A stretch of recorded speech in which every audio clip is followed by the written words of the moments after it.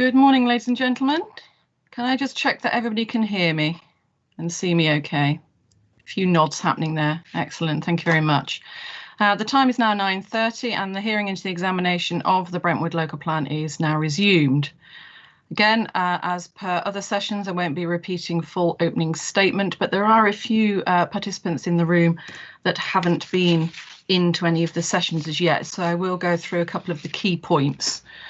My name is Yvonne Wright, and my colleague Mike Warden and myself have both jointly been appointed by the Secretary of State to hold this examination into the legality and soundness of the plan and to produce a report of our conclusions and recommendations. Mr. Warden, would you like to just introduce yourself, just so everybody can see you? Thank you, Mrs. Wright. Good morning, everybody. Thank you. Thank you. Everybody's aware that Annette Feeney is our Programme Officer and is responsible for the administrative and procedural arrangements for the examination. So any questions or queries or any technical difficulties, then please do contact Annette and she will assist you as best she can, please. And please also keep an eye on the website. Any updates will be put on there as soon as they become available, etc. So just keep an eye on that. Just a couple of reminders in terms of housekeeping. If you can please keep your microphones on mute as much as possible. That just helps to prevent disturbance from background noise, etc. Unless obviously you are speaking, you're invited to speak.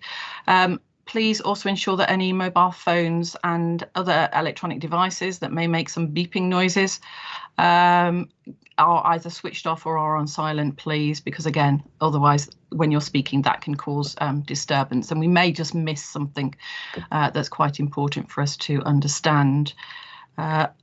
Also, if you can use the raise hand function if you wish to contribute to the discussions or have any questions or queries. If you don't have that available or can't remember how to use that, please just wave your hands and somebody will alert me that you wish to contribute to the discussion. So please just do that. Now, in terms of length of sessions, we've got the day to talk about Greenbelt if necessary. We will be having appropriate breaks where necessary, and we will be having lunch between 1 and 2 o'clock. So we will just see how long the sessions take, but we're certainly not going to be rushing the session if we don't need to.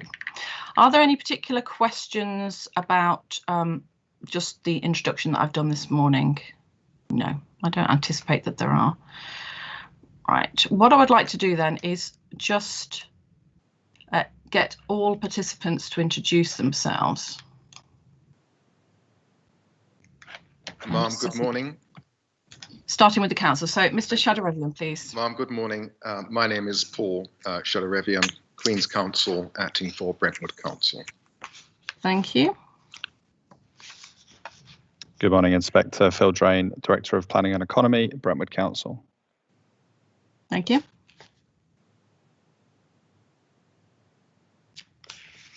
Good morning, Inspector Jonathan Quilter, Strategic Planning Manager at Brentwood Borough Council. Thank you.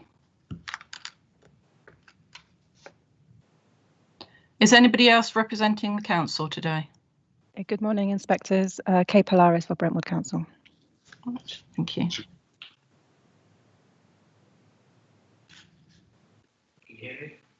We've got a technology issue here with one of our participants, so just bear with us for 1 minute. Okay, that's fine. It's bound to happen. It's a Friday, isn't it? We'll try again.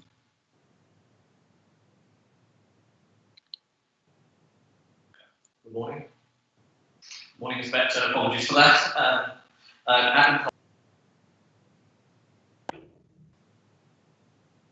No, I can't hear. So if I can just if you just want to introduce yourself. Just so your face is recognised, okay? Okay, introduce yourself. Adam Collins, Crestwood Environmental Technical Director, representing Brentwood Borough Council on Greenbelt matters. Lovely, thank you very much. Thank you. Hopefully, as we start to go through the process, you may be able to resolve those technical issues. So appreciate that. But these things happen, so don't worry about it. What's important is about that myself and my colleague hear what we need to hear today. So that's what's important. Anybody else from the council's side that's Ma'am, that's it. Thank you. That's it. Lovely. Thank you very much. Now, I'll just go down my list then, just to make sure I've got everybody here who I'm expecting. The representative for Blackmore Village Heritage Association, who's here speaking on their behalf? Yes, good morning, Mrs. Wright. It's Bill Ratcliffe, Chairman of Blackmore Village Heritage Association. We were established in 2018 with a mission to protect the heritage and character of Blackmore Village and deliver the best housing solutions to meet local needs. Thank you very much. And CEG, please. Good morning, inspectors. James Fennell from Lichfields, representing CEG Land Promotions, and David Barnes from Star Planning and Development may also contribute. Thank you very much. And Clearview, please. Good morning, inspectors. My name is Richard Henley. I'm a director of HGH Planning Consultancy, representing Clearview Residential and Lard Pam Limited, the owners and promoters of St Faith's in Brentwood. Thank you very much. And Crest Nicholson, please. Good morning, Inspector. David Carlisle from ACOM, representing Crest Nicholson, who have land interests in Dunton Hill Garden Village. Thank you very much. Essex University NHS Trust. Good morning, inspectors. Stephen Butler from Bidwells, representing Essex Partnership University NHS Foundation Trust. Thank you very much. EA, please. Good morning, Madam. Good morning, Sir. Charlie Banner QC, representing Estates and Agency Strategic Land. I've got Mr. Stuart Mills from Iceni on the line too, if necessary. Thank you very much. Hallam Land Management, please. Good morning, ma'am. Tom Hill, Queen's Counsel for Hallam Land. And as before, I am assisted by Mr. Gary Stevens of Marron's Planning, who should also be on the call. Thank you. And then the representative for, or the person representing M. Scott Properties, turn to us, and Clearbrook, please. Good morning, inspectors. Derek Stebbing, Strutton Parker, representing those clients, and my contributions today will be on behalf of all of them. Thank you very much for that clarification. And Redrow, please. Good morning, inspectors. It's Nikki Parsons from Pegasus Group, representing Redrow Homes. Thank you very much. St Moden and S&J Padfield, please. Good morning, ma'am. Good morning, all. Sam Hollingworth, Strutton Parker, on behalf of St Modwin Developments Limited and S&J Padfield Partners. I'm also joined by my colleague James Firth and Mark Flatman of Liz Lake Associates, if required. Thank you. Thank you very much. Tesco, please. Good morning, inspectors. Selwyn Atkinson on behalf of Tesco. Thank you. West Horndon Parish Council, please. Hello, my name is Colin Fone. I'm Vice Chairman of West Horndon Parish Council, and we have a number of greenbelt issues that sit within our parish that I will want to be talking to you about today. Thank you very much. Wiggins G Homes, please. Oh, hello, can you hear me? I can, yes. All right. Sorry, David Russell, Wiggins G Homes and East Light Community Homes. Thank you. Thank you very much. Right, thank you for the instructions.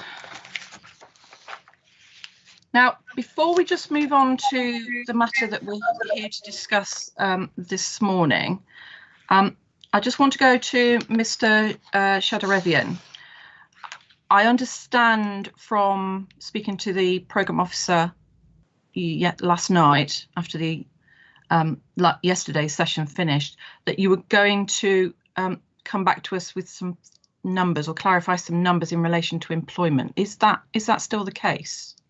It is, Ma'am, if you find it useful to do so at this stage. There was I think just before we start the session, I think that might be quite useful. Just okay, there was some confusion, and we had a technology breakdown yesterday evening during the session about the explanation in relation to policy PCO2 and the figure of 47.39 hectares and what that comprised.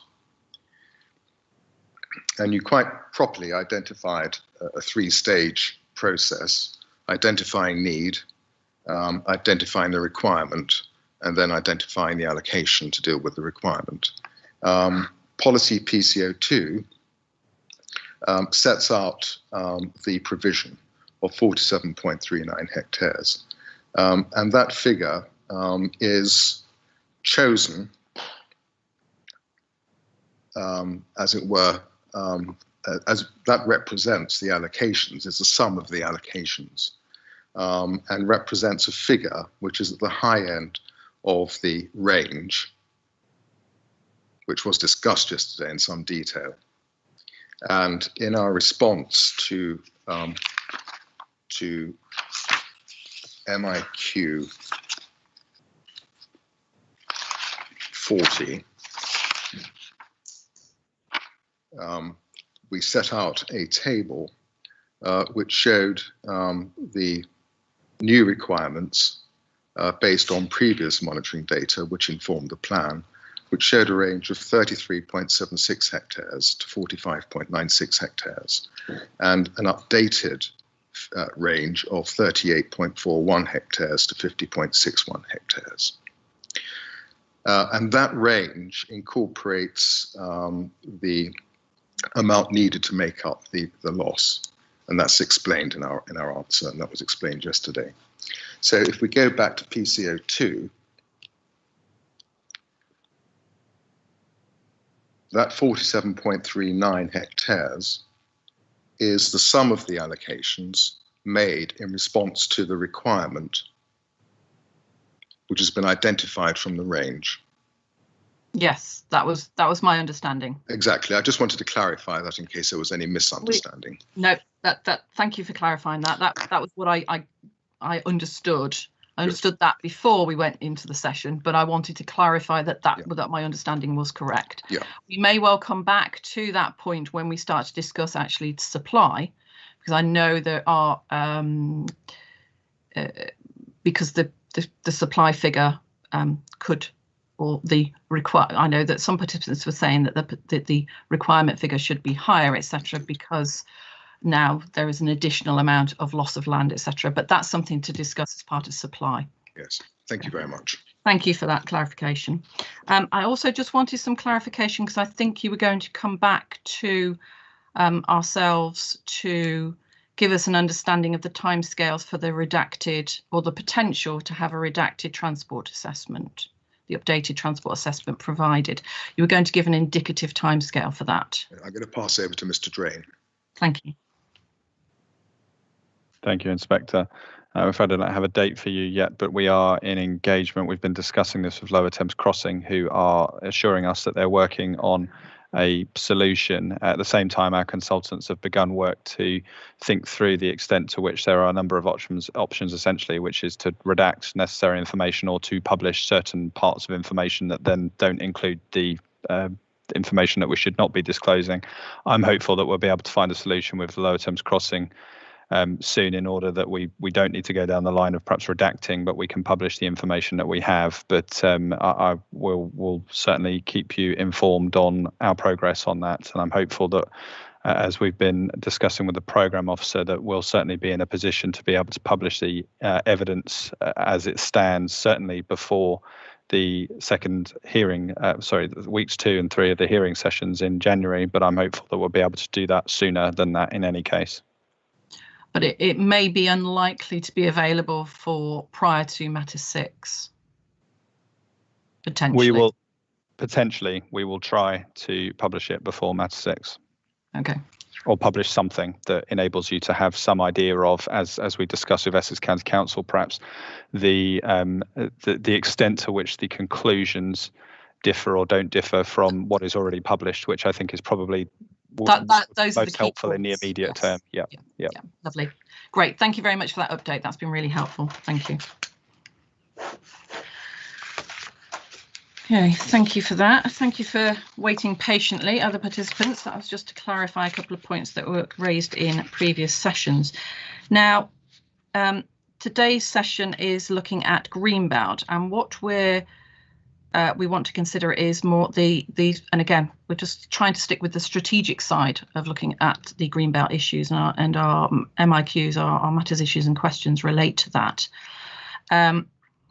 Because there will be, when we come to the site allocations under Matter 6 discussions, there will be a chance to discuss specific sites in relation to the potential for Greenbelt release and whether exceptional circumstances exist for each individual site to be released. So I don't really want to talk about specific sites today, but I do want to get an understanding of the strategic approach that the council has in the plan in relation to Greenbelt. And that doesn't mean that sites can't be discussed, because I'm fully aware that part 3 of the Greenbelt study contains an assessment of sites, and inevitably there may well be some analysis at looking at that. But what I want to try and focus on is it's the methodology. It's the process that the council, it's the approach of the study, etc., that I want to look at to see whether it is robust and has been brought forward appropriately. So just be aware that if people do start talking about sites, because I know you're all chomping at the bits to talk about specific sites, I may well have to sort of encourage you to discuss that later on under Matter 7, because that's going to be more appropriate. So the examination of whether exceptional circumstances exist, I do want to look at that today, but that's going to be, as I said, at the strategic level. So I do want to discuss that. Just to summarise the agenda today, because there's quite a lot that we need to get through. So I thought we would try and focus it by I will just highlight the areas that I want to focus on. It's generally following our MIQs, but some of the MIQs are going to be taken out of order because I think it just makes a little bit more sense. So first of all, what I want to focus on is the robustness of the council's assessment of reasonable options for developing non-Greenbelt land first. So that's to ensure consistency with paragraph 137 of the framework. Then I would like to look at the robustness of the council assessment of land within the Greenbelt in relation to the purposes of the Greenbelt. So we're starting to look at the Greenbelt study that's been produced, the Greenbelt assessment, and the methodology and processes that have been involved in coming forward with that evidence. Then I want to move on to whether exceptional circumstances have been demonstrated. So they'll be focusing on that element at the strategic level, not at the site level. And then whether, coming down to the strategic policies in the plan and whether they clearly establish the need for any changes to the Greenbelt. And that's where policy NE3 comes into place. So we will have a look at that because the council has put forward suggested changes to that policy. And it's just something that that we will certainly need to just discuss today. Then I will raise policy map changes in relation to Greenbelt. This was raised at earlier sessions, but obviously for fairness, it needs to be raised at this session because some people were not present in earlier sessions. And then the final part is looking at and this relates to one of our initial questions rather than actual MIQ, relates to safeguarded land and whether it's necessary for safeguarded land to be identified in accordance with paragraph 139 of the framework. So that's just pulling the evidence that's been provided by the council as part of the initial one of our initial questions. So in relation to the first point that I want to raise our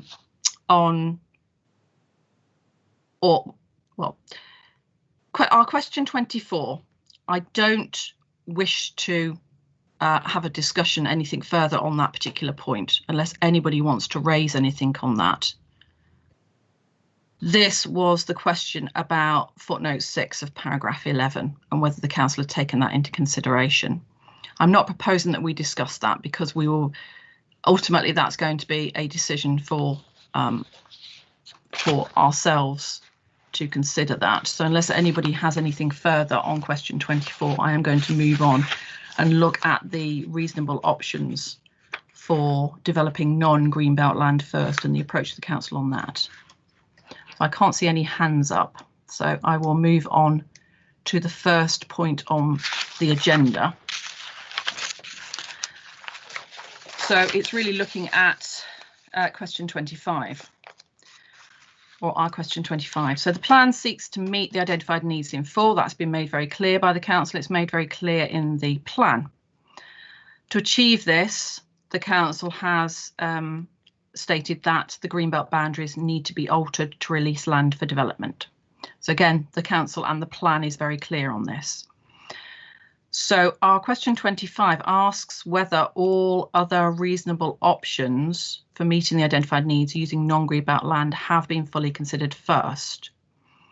And that's it to ensure consistency with paragraph 137 of the framework. Now, the council has set out in various documents the evidence that has been provided in relation to non-greenbelt land provision. So what I'd like to do as part of the question, our question 25 is split up into different sections. So if we can look at the Brownfield sites elements. I think it may be useful just for as a starting point if the council can just summarise the process that they went through, very succinctly, obviously, because the information is before us, but just for the benefit of other participants in the room, as to, because I know it has been queried as to whether it has been a robust approach has been used. Could the council just clarify their approach towards identifying non-greenbelt brownfield land, please? Certainly, thank you, Inspector. As part of the process for plan making and the council's role in identifying the opportunities to grow in the way that we are required to do so, this has always been a point of emphasis, which is to start with brownfield land first. Indeed, this council, through previous local plans, has always been able to meet its development needs by utilising brownfield land and regeneration opportunities. So that has always been the starting point. And indeed, the starting point before we're even looking at sites is to consider the amount of supply that we have, appreciating that that's in separate conversations. That factors into the baseline for which we look at how we're able to meet our development needs and housing needs specifically, if we're talking about that. But I appreciate this also comes into other elements of employment need, for instance, as well. So that being the starting point, we've looked at opportunities that we have within the urban areas, as I'm sure everyone will appreciate. The distinction that we have in Brentwood is either that land is in the urban area or it is within the greenbelt. We have no other designation of land, as is clear from the plan and from the evidence that we've submitted, and the reason why we're discussing greenbelt today. We've looked through the site assessment process, the HELAR, and evidence that preceded that, to consider all of the land being promoted to us and land that we're aware of as being available, to prioritise that first, to consider the potential for that coming forward, and certainly to allocate sites that are within the urban area that initially were considered to be larger sites, and more recently with the MPPF changes to consider the opportunity for smaller sites to also come forward, However, that smaller site provision is also included within what we've calculated, and I appreciate it comes on to a separate question around Windfall and the opportunities for Windfall to come forward, which has always historically been an important part of the Brentwood housing supply. As you'll appreciate, I'm sure, that the type of development that we tend to see, for instance, would be someone taking the opportunity to knock down one house and build two in its place, for instance, or any other net additional gain that we may have. That type of supply is a constant in Brentwood, and it continues. However, with that context in mind and the way in which brownfield land has been used up over the years, we are, as I identified in my opening statement, we are running shorter. The land supply is less in terms of brownfield opportunities, particularly for those larger opportunities, larger redevelopment opportunities that we can actively identify as being available. And that has been over the many years that we've been producing the plan, something that the council has been mindful of, and eventually got to a position where housing needs in particular were increasing to such an extent historically that we had to reluctantly look into the extent to which we would need to grow within the Greenbelt because we were not able to meet our development needs within brownfield land. So without getting into that part, because I think that comes on to questions that will follow, I would say that certainly what we've tried to do is explain the extent to which brownfield has always been considered first, and that's through evidence and also set out within the plan in terms of the hierarchy, the sequential approach of looking at suitability of land that can come forward to meet development needs. Thank you. And you make it clear within several documents as to how you have assessed the extent of your brownfield land availability through, obviously through the HELA, the Housing and Economic Land Availability Assessment, and you've set that out within your documents. Thank you for that. That's been very useful. Now, I think. If I can I bring in Wiggins G, please, Mr. Russell, because I think you've made, and this could be more about deliverability rather than about the methodology used to actually bring forward, to ensure that all appropriate brownfield sites have come forward. I think you've raised some concerns, and correct me if I'm wrong, you've raised some concerns about uncertainty about brownfield sites coming forward. Is that correct, Mr. Russell? Yeah. Yes, ma'am. The essence really is that a lot of the brownfield sites were included right at the beginning of the plan process in 2008, and they're still available. Excuse me, they're still available as such. They haven't been developed out or anything like that. And so that's the reason why we flagged that up. I mean, they've been put forward, as I say, for probably about the past 10 years. And we've got to look at the timescales involved with the brownfield sites. For instance, the town centre sites, they're not going to come on stream for some years. And likewise with Dunton Hills, for instance, although it's a green belt site, at the end of the day, it's going to take some years to come on stream. And what we're saying is that there should have probably been considered smaller greenbelt sites to be released, particularly those that are attached to urban areas or to the various settlement areas. And that's where we're coming from, is the fact that these brownfield sites have been in the plan or discussed in the plan throughout all these years, and really nothing's happened. And then for those to come on stream, there's got to be master plans, consultations, etc., etc. And all the time, and particularly for things like, if I may touch on to affordable housing, I mean, there is a huge waiting list.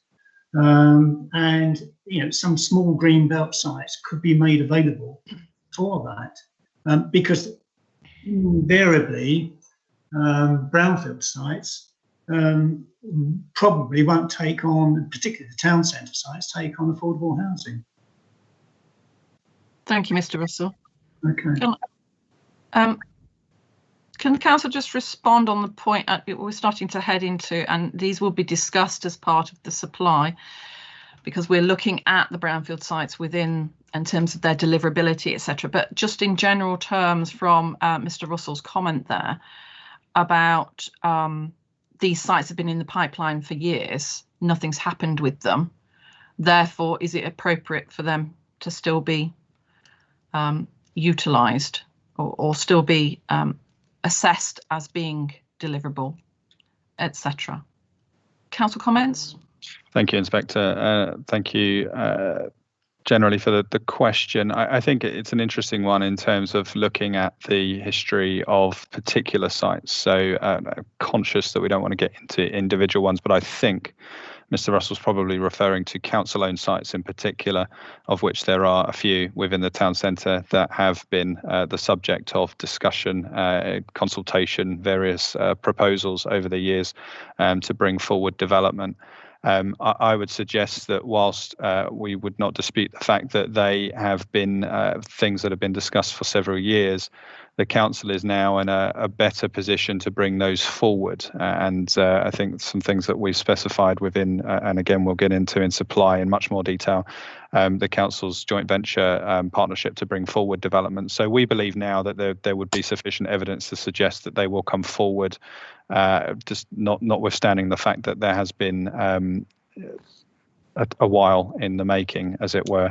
Ultimately, it often comes down to political type discussions around the role of the existing sites in terms of parking, things like that, wider town centre uses, master planning, which Mr. Russell rightly raises, the need to consider wider aspects of how those sites will come forward and how they relate to the town centre more generally. So I think I would suggest that we can show evidence of progress in terms of considering those types of issues so that those sites will come forward.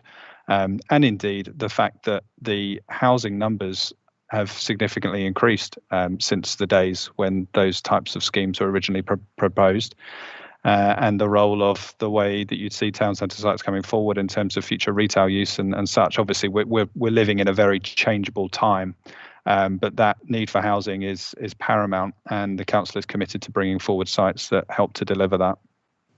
Obviously, I'm only speaking in terms of those council-owned sites. There will be other particular sites and other issues, but I think just generally pointing towards the fact that Brentwood is a viable place. It is a place where development happens. It is constrained, clearly, the reason why we're having the discussion today in terms of the Greenbelt. But when it comes to brownfield redevelopment, regeneration opportunities, as I've said, there's a clear picture of delivery on brownfield sites, and there's a clear momentum, I suppose, towards maximising density as we deliver those at appropriate densities. And I appreciate that comes on to your next question. About to move on to that, Mr. Drain. So thank you for that. Yes, I appreciate the comment that you've made, Mr. Russell. It's certainly something that we will be discussing when we come down to looking at specific deliverability. When we come to matter 7 and we're looking at specific sites. So it's certainly something that we will expand on there. So it's not the end of the conversation. So we will certainly be looking at that, Mr. Russell. Thank you. Okay. So as Mr. Drain has just highlighted, moving on to consider development density, because that's another aspect that's highlighted within paragraph 137 of the framework. Our query is about whether this has been optimised. And again, this is something that we'll again come to when we start to discuss deliverability of sites and whether the density of sites, the amount of development proposed to come forward on those sites has been appropriately optimised, taking into account the limitations or constraints that are there within those locations, etc. But that's a matter for week 2 in particular, when we start to discuss, well, matter 6, we may start to discuss some elements of that under matter 6 for Dunton Hills, but then it will be under matter 7 for other site allocations. Now, the council has clearly summarised the process that you've gone through in terms of carrying out your assessment of density and what levels of density should be applied to which areas or which sites, etc. You've set that out quite clearly in your evidence. Now, a number of representations have queried whether densities have been optimised for specific sites. again, and for certain urban areas. So again, I'm happy to have a discussion about the generalisation and whether the council's overall approach is appropriate, but I really don't want to get down to the nitty-gritty of sites, because we very much want that under later sessions. Does anyone wish to comment on the issue in general terms? Are there any queries that anybody wants to raise, or are you going to, are you quite happy to leave that until we get to matter 6 and matter 7? I can't see any hands up, so I am anything at this stage. Oh, Mr. Ratcliffe, please. Hello there. Thank you for letting us speak when we account for less than 1% of the stock that's gone into the plan. But there is an issue with brownfield identification. We formed the BVHA back in mid-2018 after we'd suddenly been included in the plan, having been excluded. And through the work that we did, we actually identified a brownfield site in Blackmore called Red Rose Farm for 12 units. We flagged the site in our village plan, which I think you've seen a copy of as well. We flagged that to Mr. Drain and his colleagues back in July 2018. Now, the answer given at the time was, well, it hadn't been brought forward, therefore we can't consider it. Our argument was that the plan as regards our green belt was developer-led because, as I say, Blackmore was excluded right up until 2018. And by working with the developers, we've actually concluded that concreting over a brownfield site or a site that was already concreted over would look much nicer anyway, with 12 sympathetically designed and built houses. But I was just mainly concerned with the fact that we tried to flag this site. Mr. Drain said we can't look at it because it's not been brought forward by the developer. And the other slight conundrum that we had with this, and you've mentioned it already, which is Windfall sites, is that there's up to 82 Windfield sites and Class Q units, including Red Rose Farm, within the parish that have come forward through normal planning, whilst the plan process has evolved over many, many years. And I think the extent of that windfall, when you're looking at a village of only 450 houses, kind of emphasises the fact that there were really good alternatives. And without going into specific sites, because I appreciate we'll get our day to flag this up, more particularly on the 3rd of February under 7G. But with Blackmore being included following the U-turn in January 2018, when Reg 19 was voted through in November 2018, and a site called Honeypot Lane, which was flagged, I think, under the spatial strategy debate on day 2, a site of 260 units that is very close to Brentwood Town Centre, was suddenly taken out of the plan, and that housing transferred to Dunton Hills Garden Village. So the conclusion we came to, and you'll have seen the hearing position statement produced by Homes and Hills on behalf of Blackmore Village Heritage Association and the Parish Council, who we work closely with, we came to the conclusion that there's no evidence base to clearly demonstrate that exceptional circumstances exist to justify the changes in the green belt in our tiny little remote village, the northern outpost of Brentwood, with no substantial communication network. So we couldn't actually work out where the green belt strategy was. There's no robust analysis. We don't find it sound, and we can't see the justification. So that sort of sums up the points we'll reinforce in more detail on the 3rd of February. Thank you.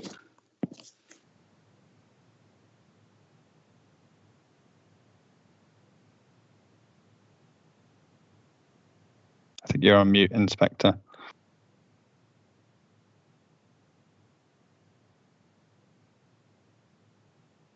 Mrs. Wright, you're on mute. Oh, it's bound to happen. It's a Friday, isn't it? So yeah, it was my turn, to be fair. So that's fine. Right, sorry, my apologies. Council, can anything you want to respond to on that without being site specific, please? I'll try not to be site specific. Thank you, Inspector. Mr. Ratcliffe raises an important point, I think, around the site that has been mentioned in terms of the way in which, of course, the plan is trying to meet and trying to allow for development that would come forward outside of purely the allocation process. So I would just point towards policy NE12, which looks at previously developed land in the Greenbelt.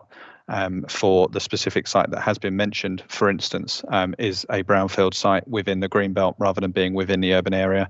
So we absolutely recognise, as Mr. Ratcliffe has pointed out there, that there will be opportunities within the Greenbelt that where you've got brownfield land where redevelopment for new homes may well be appropriate in that situation. In fact, it has already got a planning permission. So that has factored into the supply as well, as I've said, in terms of where we started from in terms of building up suitable use of sites before we consider brownfield land within the urban areas. So that is for that particular example a way in which clearly there will be land that comes forward through non-allocations, and indeed sites that come forward that have not been necessarily promoted, or that perhaps are too small, or there are particular reasons why they've not been considered available now but may well be available in future. So I would point towards that, and of course we'll be coming on to issues of exceptional circumstances and site specifics under separate questions, so I won't propose to cover those points right now. In terms of, sorry, I'll just finish by saying because we have discussed it in the spatial strategy discussion, I think it is relevant around the point of the questions that we were looking at around village vitality and maintaining some form of opportunity for villages to grow, whilst we appreciate that the preference would be and the starting point would be for brownfield development to take place to enable that to happen without amending Greenbelt boundaries, which would always be this council's position. There are particular situations such as Blackmore where we consider that the sites that have been promoted to us are suitable on the basis of the spatial strategy approach, and that I think comes back to Mr. Ratcliffe's points about the specific sites, which again I appreciate we'll come on to in more detail later. Thank you. Inevitably there will be an element of crossover, but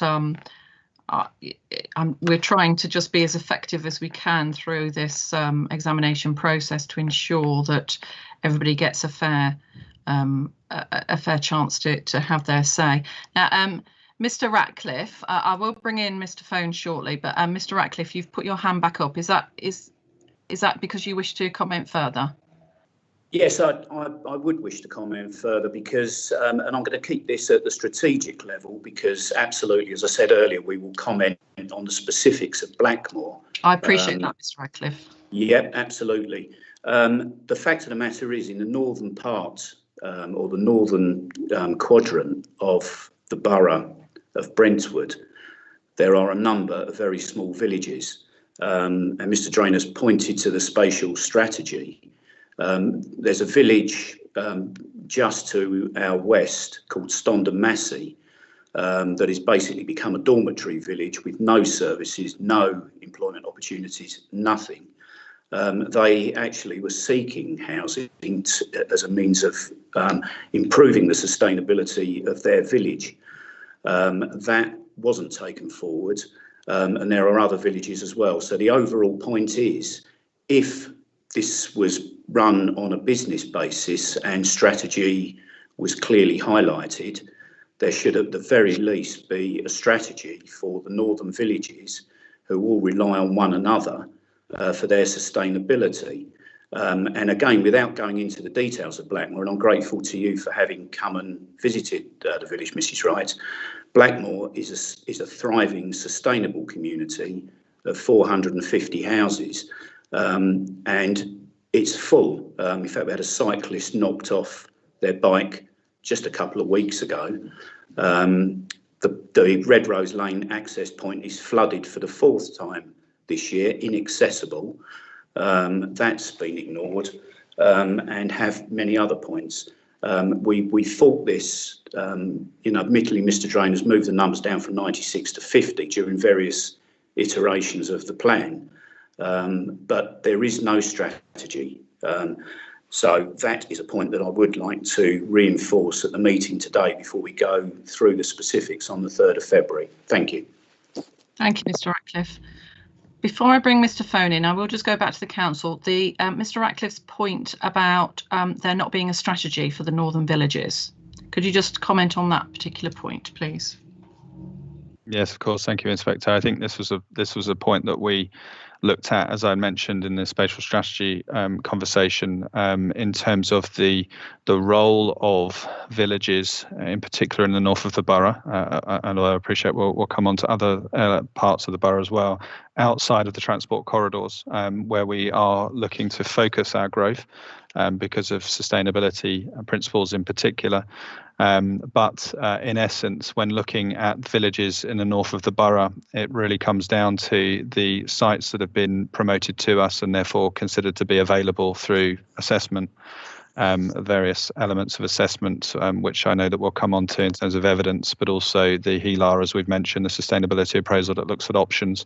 In terms of the example of Ston and Massey, for instance, there were not considered sites to be appropriate in terms of the spatial strategy that surrounded Ston and Massey, either because they were not being promoted and therefore we had no availability of land coming forward there, or because there were not considered to be defensible boundaries that could then justify, in our view, the extension of villages in part to sort of meet those more moderate, smaller type site needs. So there is a fundamental difference with the way in which we've had to consider the suitability of site based on what comes forward, based on the context of the villages, the defensible boundaries that potentially surround them.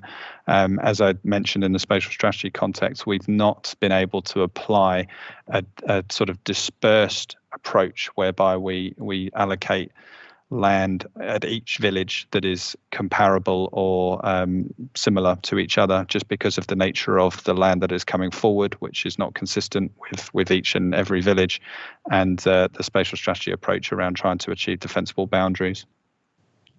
Thank you, Mr. Drame.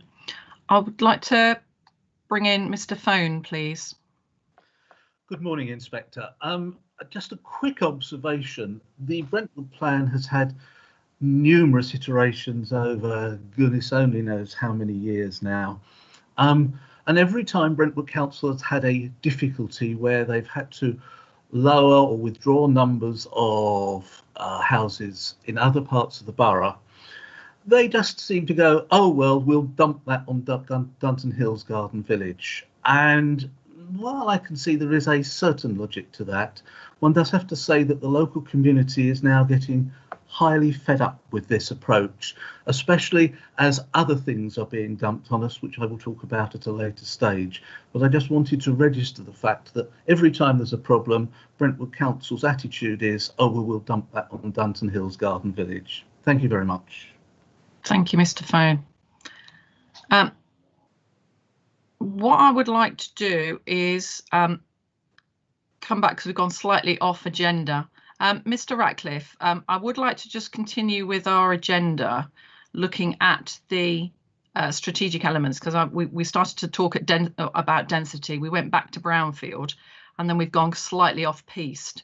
So is there anything further you want to say in relation to Brownfield land? Because that's what we were, and then we were just about to move on to density of development.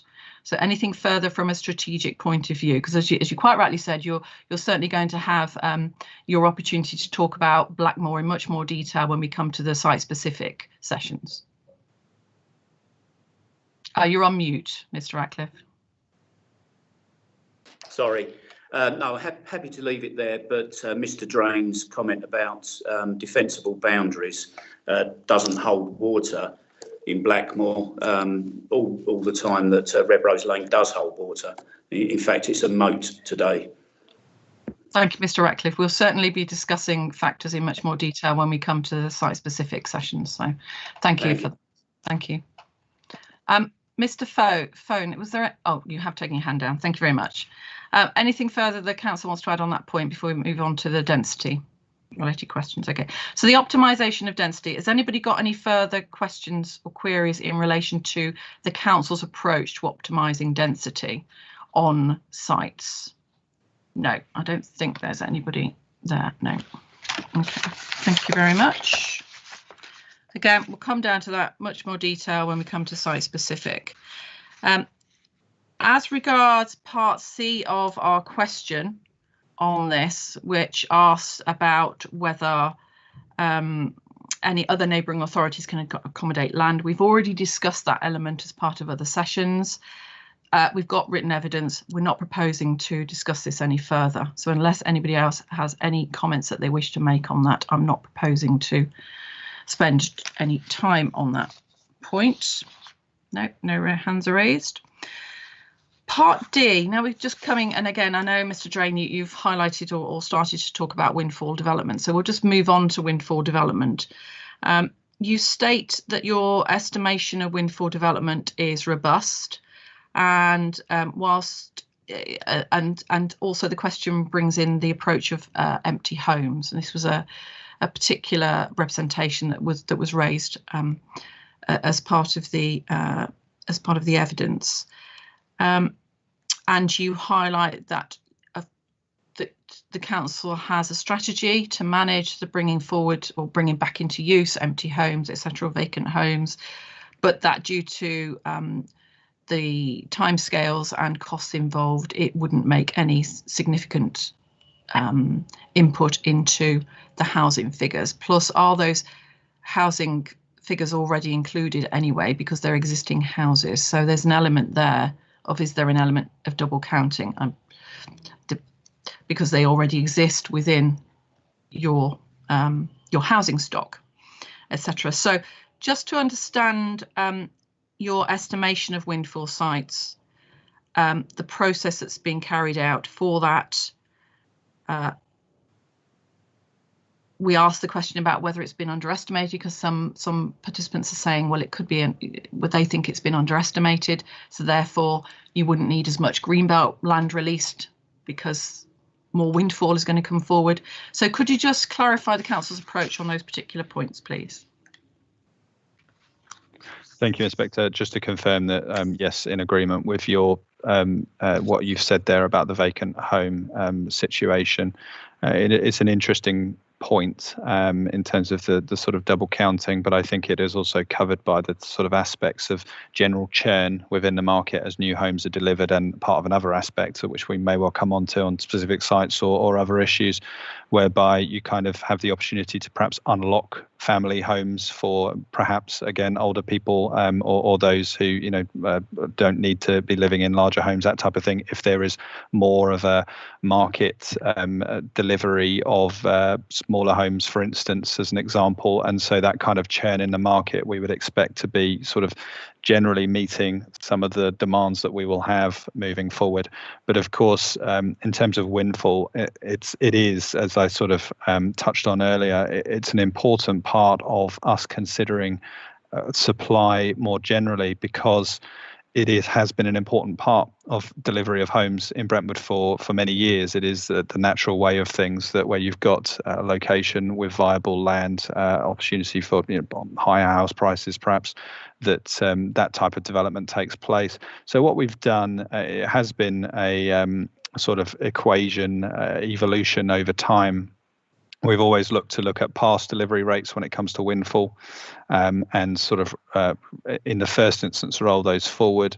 What we did do back in 2018, it's been mentioned already as part of Regulation 18 consultation at that stage, was to take quite a keen look at that, because whilst on the one hand we understand that some people would consider that to perhaps have been underestimated, there will also be arguments that we've overestimated it on the basis that that it, you can't just perhaps consider that previous Windfall supply will necessarily just roll forward moving forward.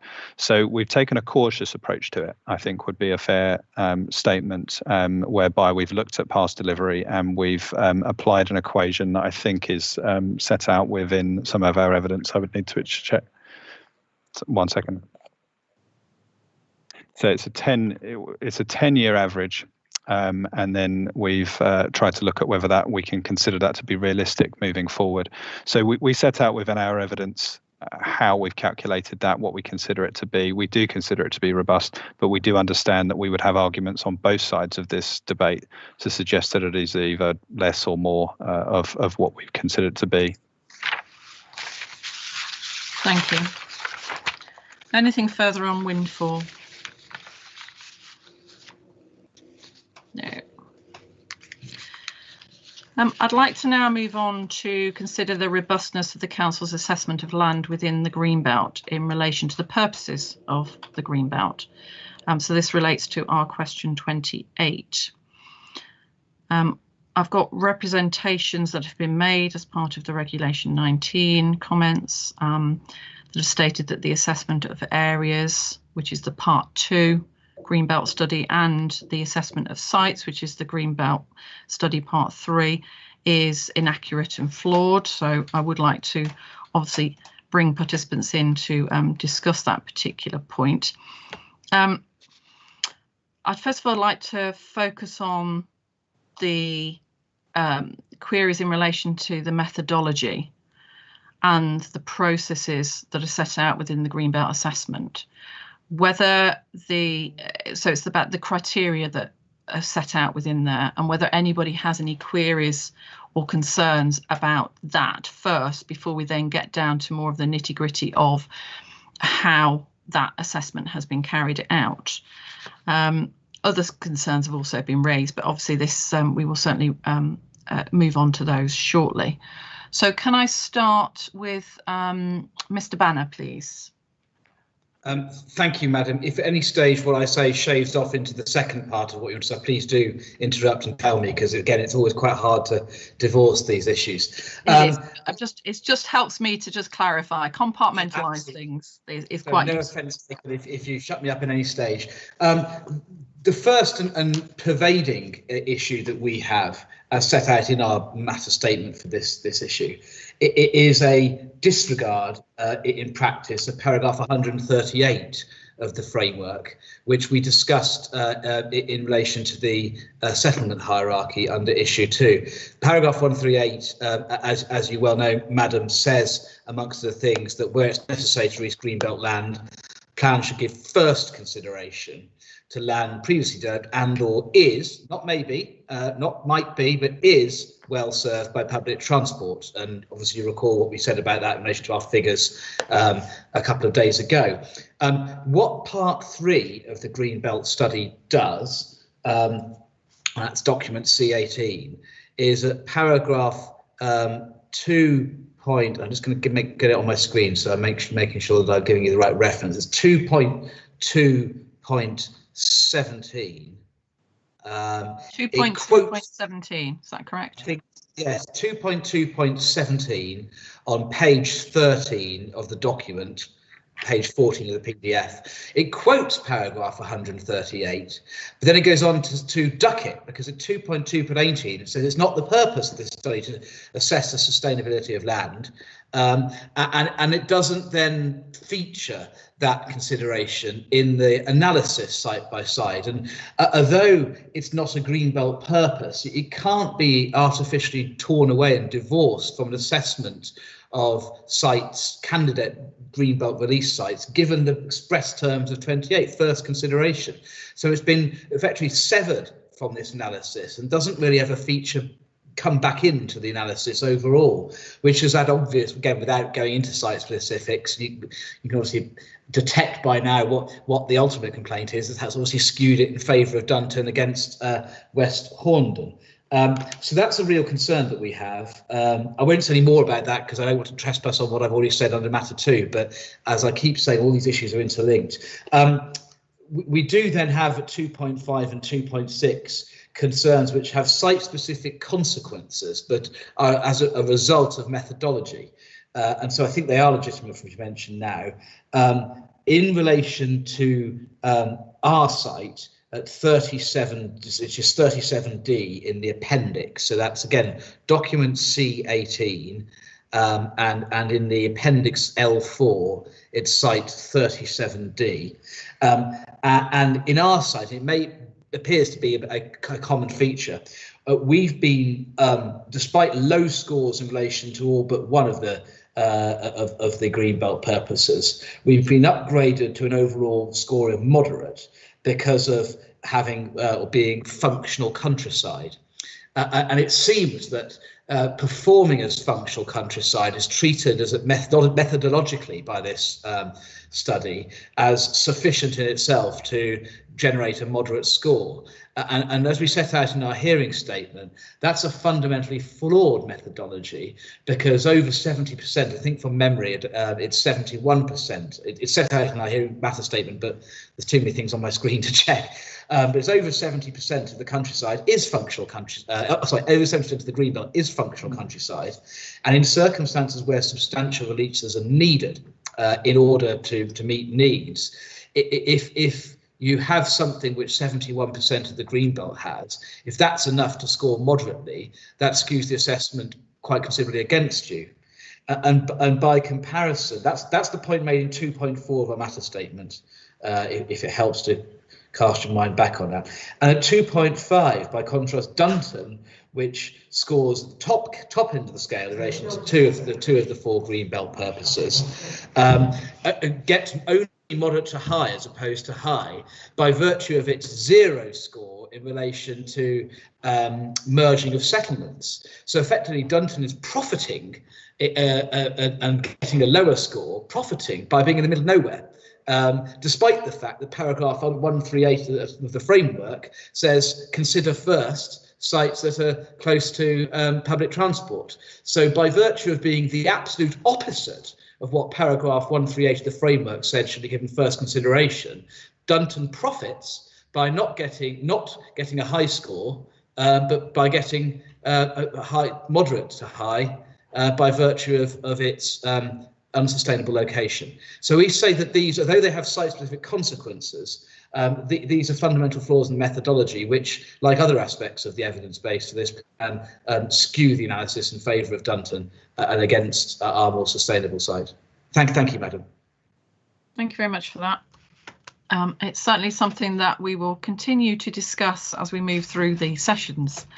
So you'll be pleased to hear, I'm sure. And other participants, I'm sure, will be pleased to hear that that will be the case for other sites as well. So thank you for that. Mr. Stebbing, please. Thank you very much, ma'am. As Mr. Banner has just pointed out, everything I think that we're examining throughout this examination is interlinked in some way. And you have actually mentioned individual sites in this question, but I'm not going to talk about individual sites because I think you will have seen from our hearing statements that the assessment of those particular sites has not been robust, in my view, in terms of a Greenbelt review. And that the contributions to the Greenbelt in differing situations, I would argue, have been overstated. Putting that comment just to one side for a moment, the task of this examination and indeed of the plan is to identify a sustainable pattern of development across Brentwood Borough, and therefore identifying sustainable sites for future development, be it housing, be it employment. You will take a view on the robustness of the Greenbelt review, but if you accept some of the conclusions, and particularly in the sites that I've just alluded to, but without going into site specifics, I think you will recognise that there are opportunities for sustainable development, particularly in villages, that have been missed by a less than robust assessment of the purposes of the Greenbelt in those cases. Thank you. So, Mr. Stebbing, are you saying that the methodology set out in the Greenbelt study,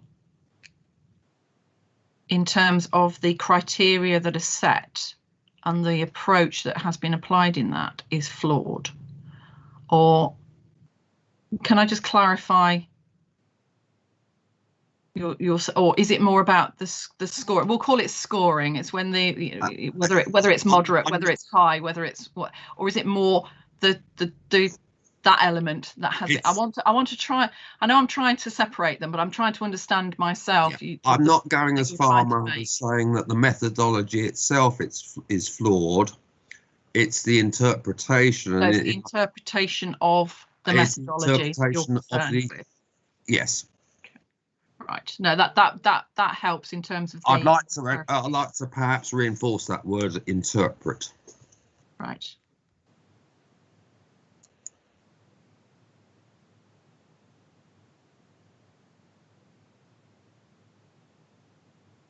I've got a couple of more other hands up, so I will go to Mr. Hill, then Mr. Carlisle, and then I will come back to the council for a response. And then if there is anybody else as well, I know there are some others.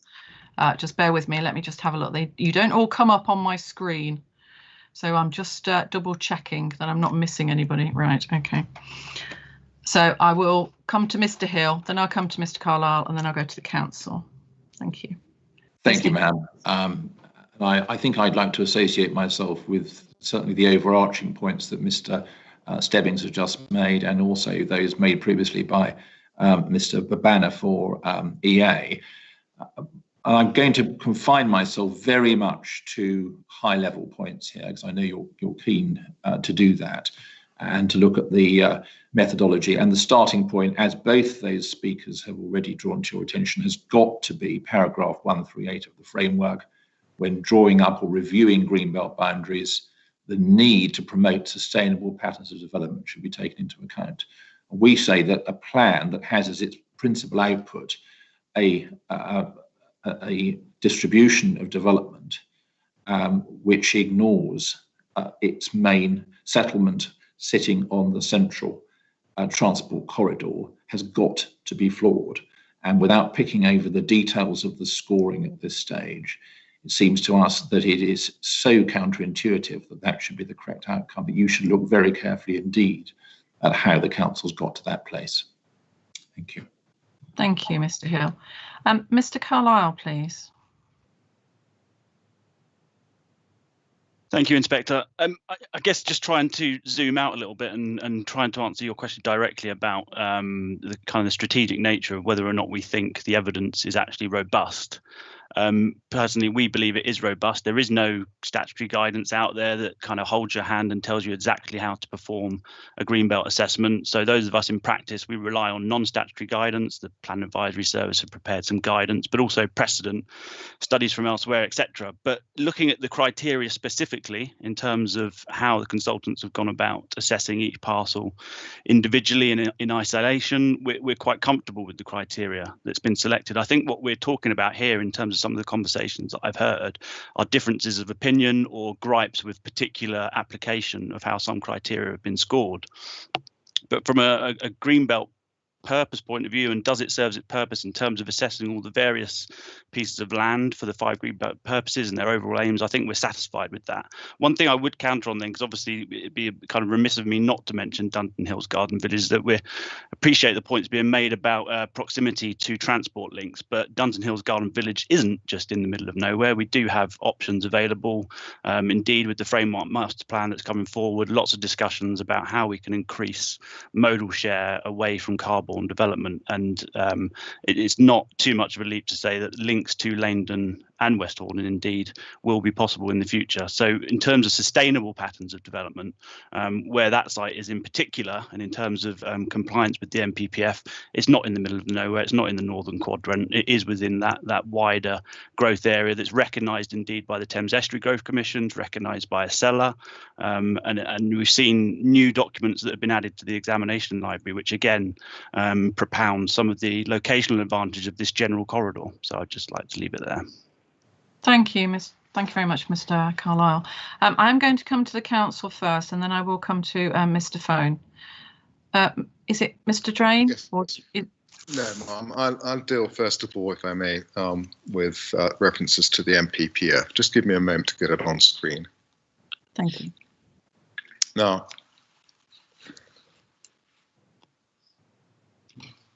paragraph 138 We need to consider this carefully.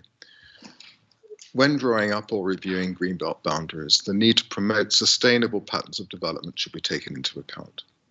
Clearly, that has been the priority for this local authority in developing its plan. It says strategic policy-making authorities should consider the consequences for sustainable development of channeling development towards urban areas inside the greenbelt boundary. Ma'am, you've heard the efforts that have gone into identifying brownfield opportunities and the need now to look at the greenbelt. Now, where it has been concluded, as it has in this case, that it is necessary to release greenbelt land for development, it says plans should give first consideration to land. Now, the important point there is the verb consideration to land which has been previously developed and or is well served by public transport. And of course, it's inevitable that one would look at these first in accordance with the MPPF. But of course, it's not the purpose of the Greenbelt study to make planning judgments about these things. The Greenbelt study is a vital, a very important component of the evidence base which informs the decision-making process and the exercise of planning judgment as to where development should be located to achieve sustainability aims. Location, an existing location in proximity to public transport will be a primary consideration, but it is not the only one. What the Council has undertaken here on the back of this Greenbelt study and all the other work it's undertaken is a comprehensive exercise in compiling an evidence base that fully informs the planning decision that has been taken. So I think one has to have regard to 138 in its proper context. I think I've said enough about that. I'm not sure if Mr. Collins wants to deal with his approach or whether that's going to be helpful to you for him to do so, Mom, in relation to other matters which have been raised. I think that would be useful. Please. Very good.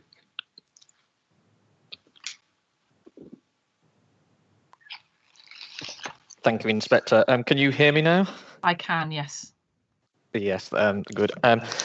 In terms of the approach, it's probably useful just to outline a bit of a history of how this about how the Greenbelt study has got to its final submission. We started working on this back in 2013, and we're considering and we're asked to consider a number of individual sites which were put forward as part of the SHLA process, the original strategic housing land availability assessment, and that obviously brought a number of sites to the council's attention. Now, the purpose of the study was to consider the contribution of those sites to the purposes of the Greenbelt, and that is with regard to obviously what is now MPPF paragraph 134.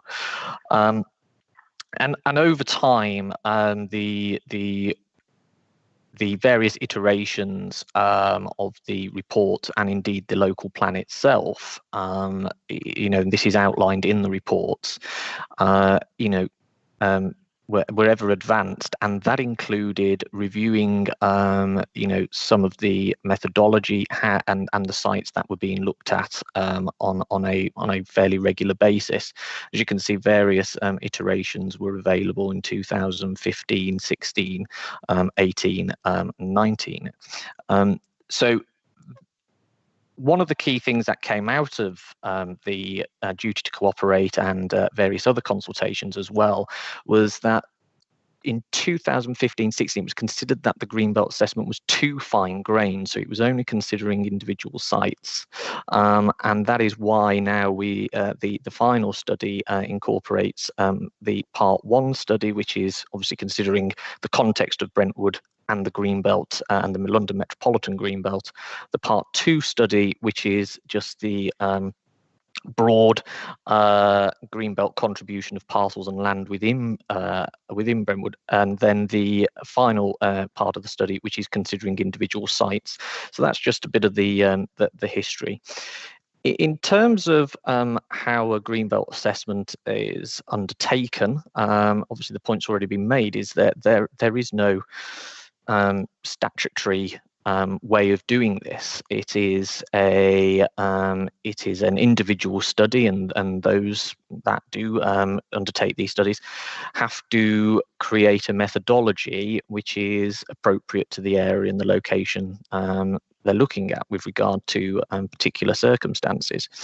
And one of the things is that the purpose of the study is not to justify in itself where development should be. It is to look at the contribution of the land in Brentwood and of those sites to the purposes of the Greenbelt, to enable the council to understand potential effects and harm. And then in that sense, the evidence base of the Greenbelt assessment should also be read in conjunction with the wider evidence base, particularly the sustainability appraisal.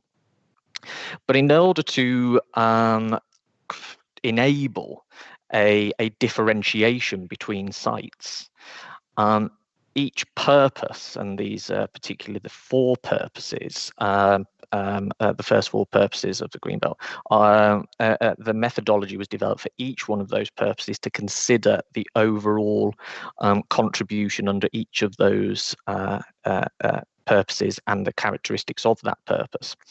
So in order to create a methodology which enabled sufficient separation and differentiation between sites, all those those purposes have to be considered in turn, which they are, and the results of that are presented. And then an overall assessment is made as to the overall contribution, which is just to direct the council's attention. And that is really the approach that's been taken, and I think that is a fair approach, particularly in light of with reference to what the purposes of the Greenbelt are. So just to clarify, obviously I've looked at the studies themselves and looked at the council's evidence in response to our questions.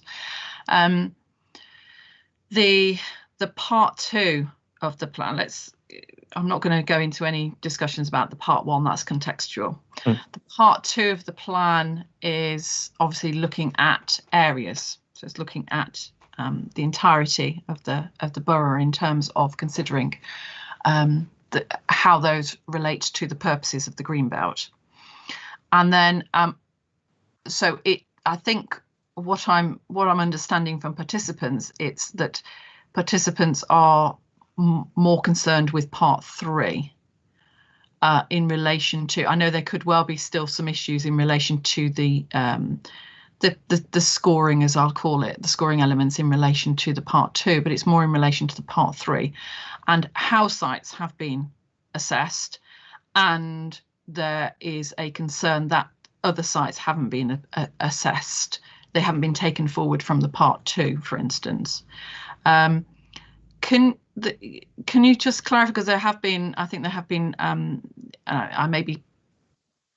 sure some of the participants will raise some of these issues when I come to them shortly. There is a concern that it is the spatial strategy that has formulated the discussion about which sites have been assessed as part of the part three assessment, and the decision to decide, or the decision on which sites were to be assessed by the Greenbelt study, rather than it being the other way around. Now I think that's one participant's view. Doesn't mean that is the case, but that's a view that's been taken. And I will bring the participants in before I get a particular response on those. But could you just outline, particularly in relation to the part three, just because I think it will help participants around the table to just understand the decisions about the sites that were included within the part three study, please? Yes, so the sites that were taken forward in the Part 3 study relate to the HELA assessment, and this relates to the passes that the council did over sites in terms of sustainability and deliverability. One of the primary consideration for the final sites that were considered in the Greenbelt report, and this is notwithstanding that the previous iterations, is that the sites that have come forward and been assessed for Greenbelt on Greenbelt purposes are ones that have not been discounted for any other grants, and this is in particular relation to things such as with regard to MPPF policy, sustainable plans development, and other matters, is that the study has only considered those sites where, in effect, circumstances would arise which could justify their release.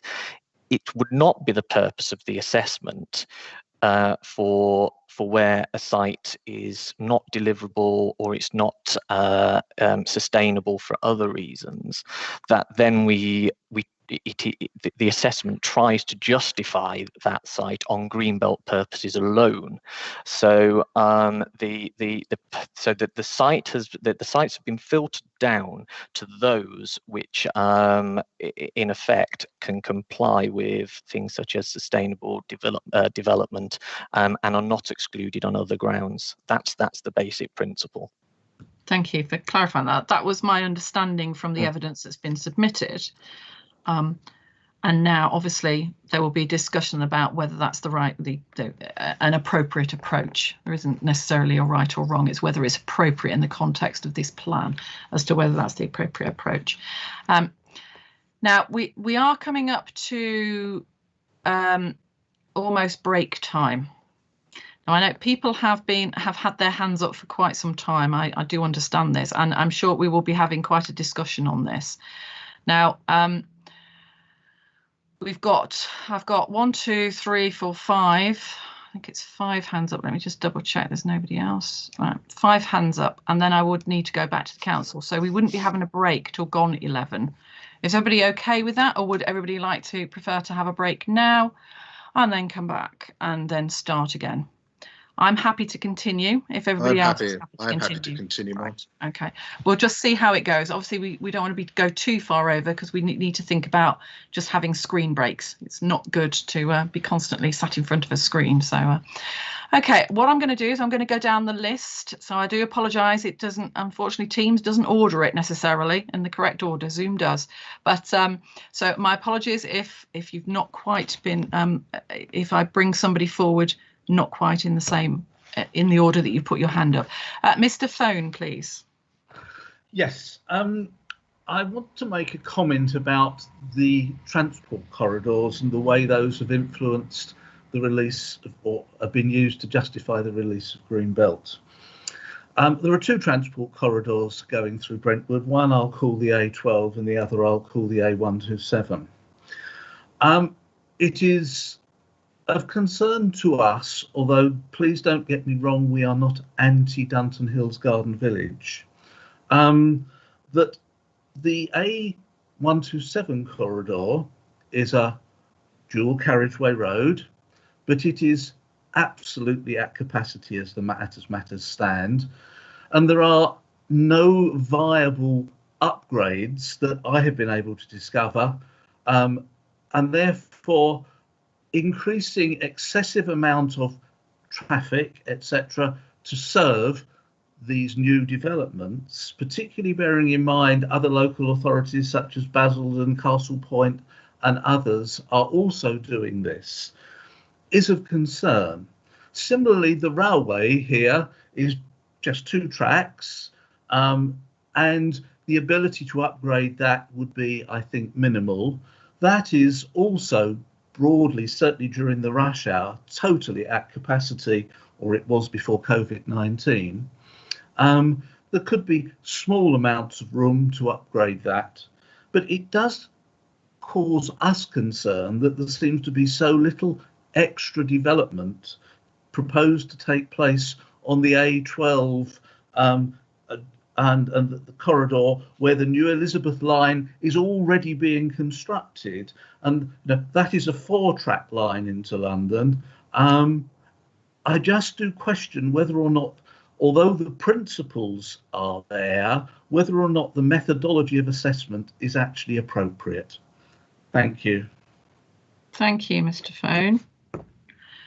Is the council happy for me to take these points in sequence and then come back to the council on all of the points? Yep. Absolutely. Okay. I will take my next one on my list is Mr. Fennell, please. Thank you, Mum. I think the points I wish to make may have been raised before, so I apologise if that's the case. But I think some of the issues have become conflated. The matter you raised, Mum, was about methodology and scoring, and as far as we're concerned, the methodology is tried and tested, and it's robust. There may be differing views about the scores, but that's a matter of professional judgment. The issues that have been raised around paragraph 138 of the MPPF, that's what the council, how the council needs to go about reviewing its greenbelt boundaries in light of the greenbelt study findings and other evidence base such as the sustainability appraisal. Thank you. Thank you, Mr. Fennell. Mr. Banner, please. Thank you, Madam. 2 points. Firstly, Mr. Shahrivan said that the key word in the relevant part of paragraph 138 was consideration. I suggest to you it's not. It's first consideration. What 138 is saying is you prioritise sites that are well served by public transport. They are at the front of the queue. There's no substantive recognition of this. In relation to what Mr. Fennell has just said, in terms of the Greenbelt study being part of the overall consideration as well, Dunton does worse than West Horndon. So not only are we at the front of the queue under 138, but even with the flawed methodology, we ended up performing better than them under the Greenbelt study, and yet still the council is obsessed with Dunton. The second point, Madam, is the issues they're not right with the application of the methodology. They go to the methodology. Let me explain it this way in relation to points I made earlier by Dunton. There are 2 aspects of the Greenbelt purposes where, because of its location, they're of no relevance really to Dunton. Firstly, in terms of merging, because they're separate in the middle of the middle of nowhere, rather than being in an area where merging is an issue. And secondly, because of their remote location, to Dunton's remote location, it doesn't affect the historic nature of settlements. And what the scoring should have done is that in relation to sites or locations where a particular purpose is irrelevant, then the fact that it's irrelevant shouldn't be a counterbalance, shouldn't pull against high scores in relation to the others, in relation to sprawl, in relation to impact and countryside, so as to offset high scores in that regard and dilute the high impact to lead to an overall moderate to high. They should have simply been of neutral weight. And I know, Madam, I know that you've done a number of planning inquiries in relation to Greenbelt, and it's quite common in relation to as Greenbelt assessments, certainly in the context of an inquiry, when looking at the impact on the Greenbelt of a particular proposal, that where the site is of no consequence to a Greenbelt purpose one way or other, or that purpose is simply irrelevant, you just describe it neutral weight. You don't use that irrelevance to offset a high impact. So my approach is very much methodological. And the point is, it is made all the worse by the fact that allowing these considerations to offset the irrelevance of historic settlements and the limited or no relevance of merging, to offset the high impact of sprawl and countryside, does run fundamentally contrary to paragraph 138, because by virtue of being in a remote location away from public transport, the Dunton, effectively, by virtue of this methodology, Dunton's high impact is allowed to be diluted by these considerations. because it's far away located from public transport in the middle of nowhere, as I've said, or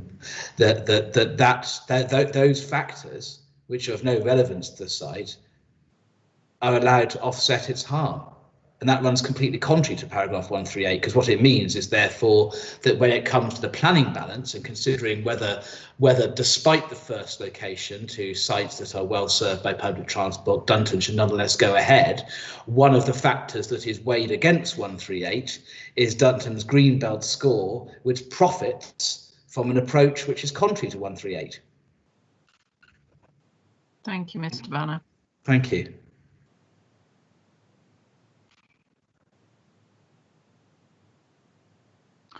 Can I bring in Mr. Hollingworth, please? Thank you, Ma'am. Firstly, I think actually Mr. Fennell has made a number of the points I was going to make, so I won't repeat those, other than I would add that if the Greenbelt review had assessed sites against other non-Greenbelt purpose factors, that, then clearly that would have been inappropriate. But if I may, Ma'am, I'd just like to bring forward Mr. Flatman, who has particular expertise and experience in respect of Greenbelt reviews, and maybe yeah, that's absolutely fine. Thank you.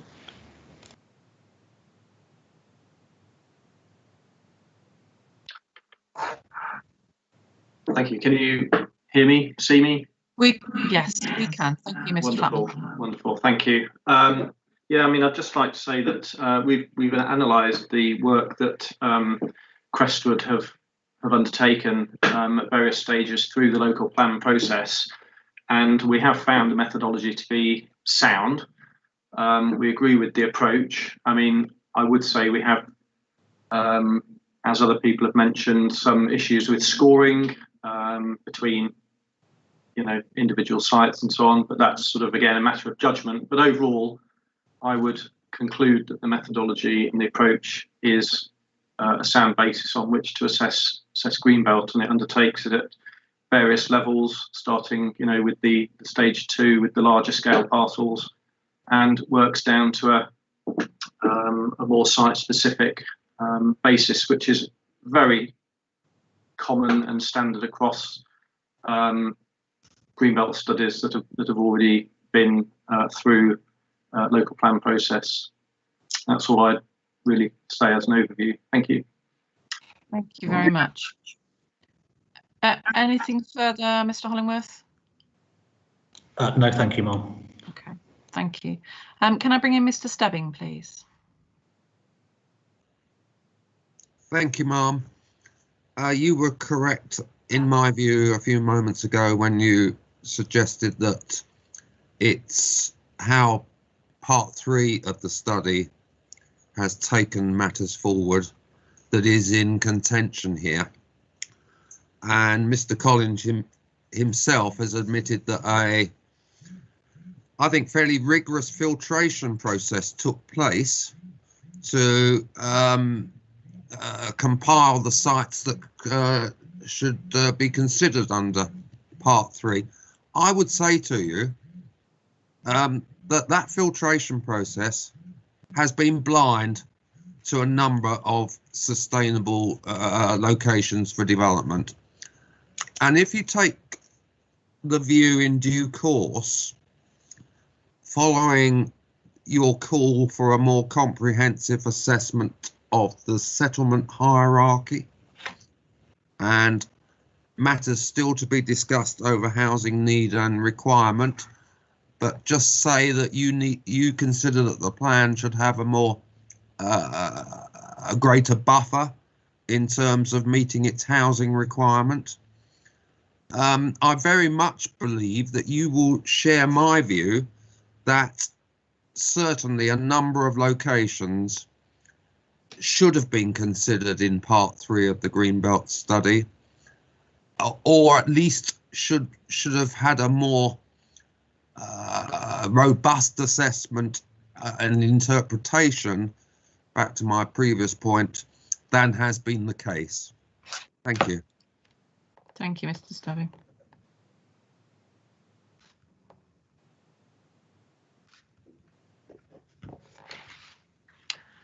Thank you for that. Can I ask the council for a response? There's a number of points that have been raised there.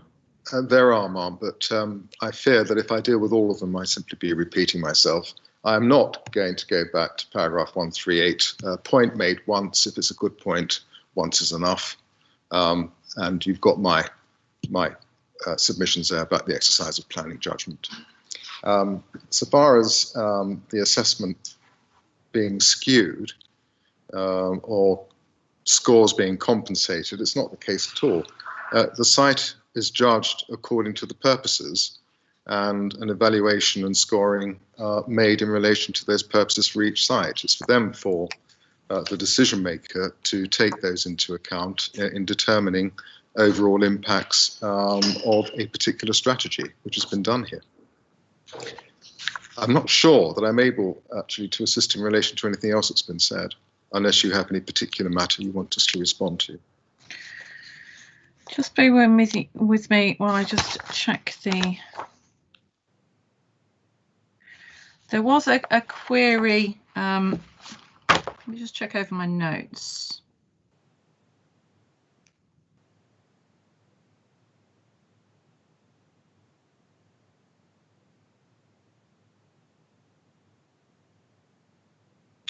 Is there any particular response that the council wishes to make, whether it's your technical expert on the Greenbelt or whether it's one of the council officers, in relation to Mr. Banner's comments about this offsetting of different aspects of Greenbelt harm that's been raised? Well, I've dealt with that, but I'll ask Mr. Collins to come back on that from a technical basis.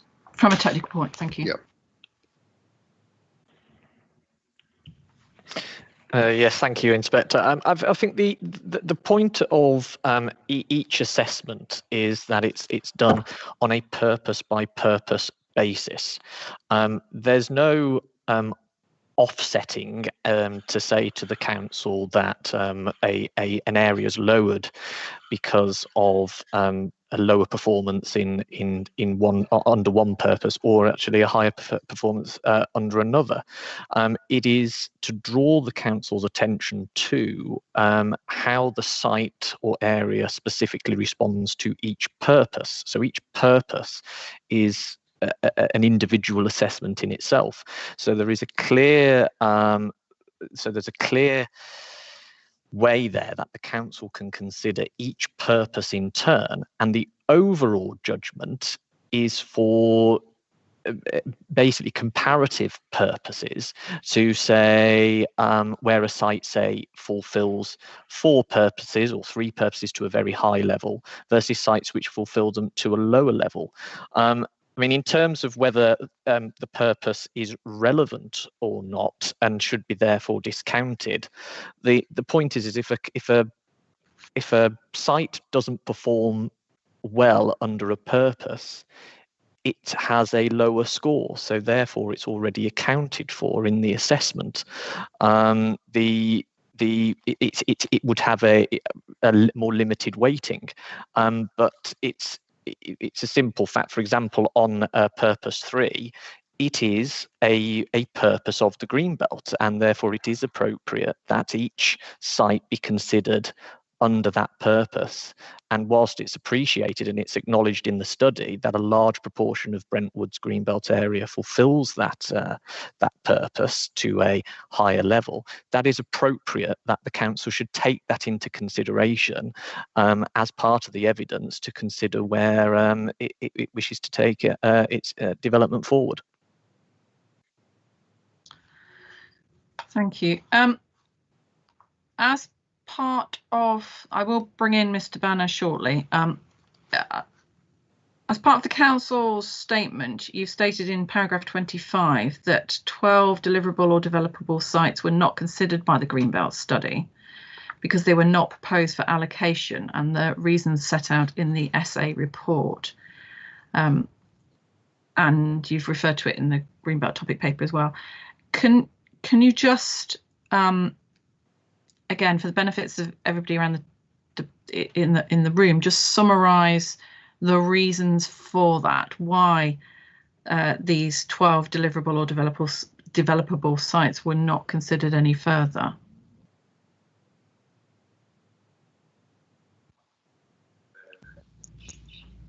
Mr. Shadorevian? Yeah, I'm just looking to see, actually, we need to go back through some documentation to remind ourselves rather than do it off the cuff. So I'm wondering whether that'd be a good time for a break.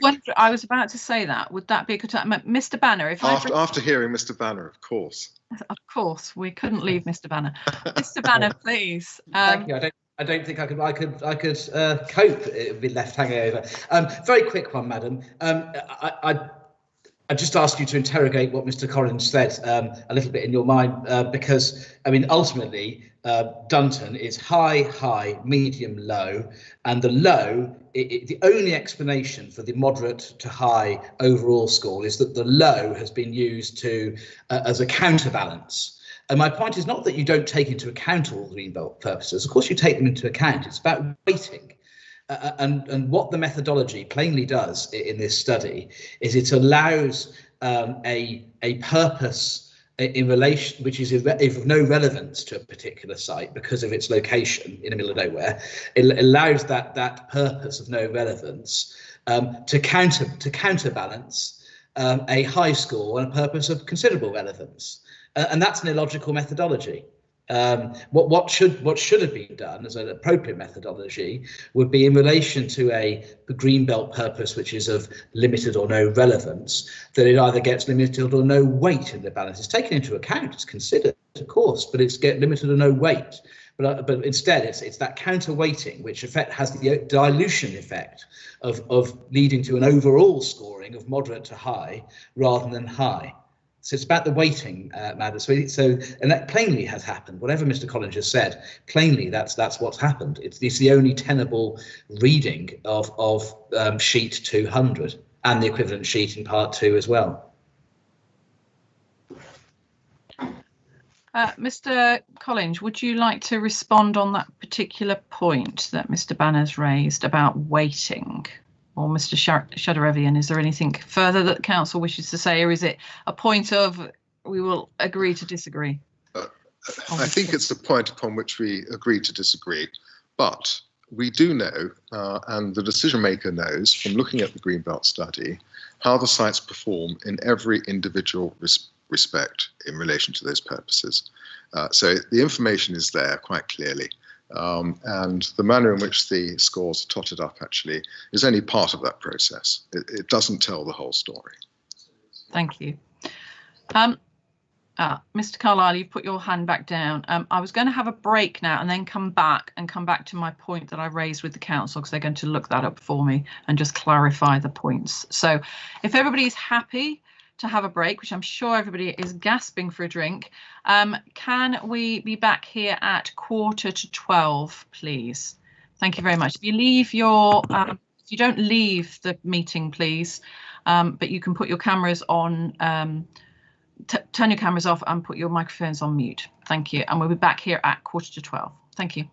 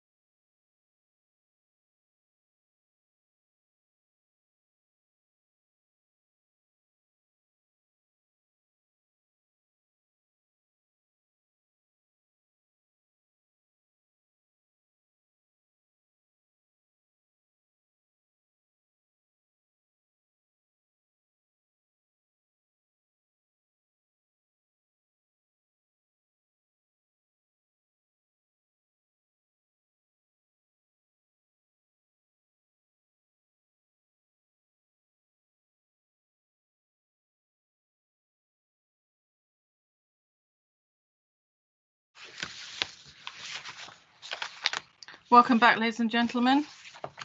Hopefully everybody is suitably refreshed. Before the break, I asked the council a question in relation to one of their statements in their hearing statement regarding the 12 deliverable or developable sites which were not considered as part of the Greenbelt study. So if I can just have the council respond on that point. I know you've set it out, the reasoning is set out within your Greenbelt topic paper, but for the benefits for participants around the table, I think it would be useful to just, if you could just highlight your approach or your reasoning behind that, please. Thank you, Inspector. Yes, so in terms of the list of those sites that were not included, they've been set out within the F8 topic paper, the Greenbelt topic paper, which also cross-refers to the SA. So those sites in particular, not necessarily ones I can do, but I'm not necessarily going into individual detail on each one of those sites. The broad reasons, obviously, following the HELA assessment, that there were subsequent investigations on some of those whereby they were deemed to either not be available or suitable, and therefore weren't taken any further forwards.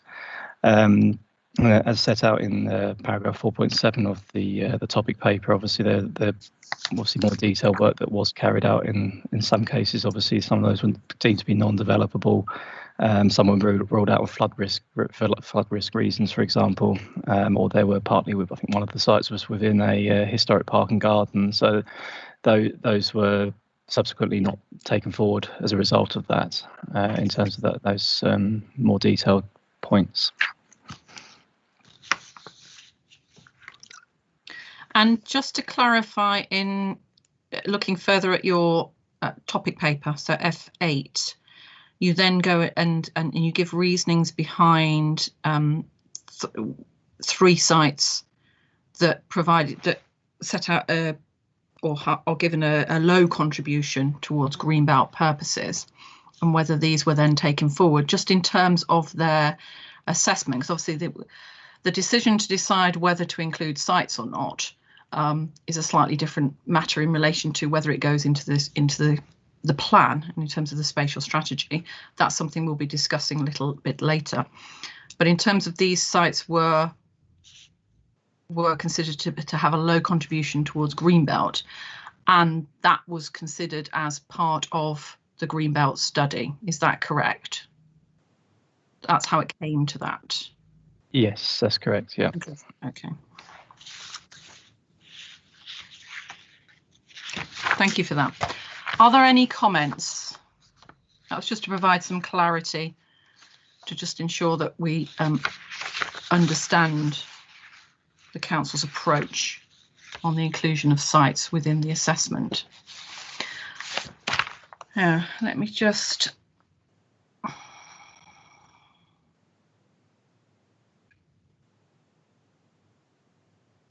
what I would like to do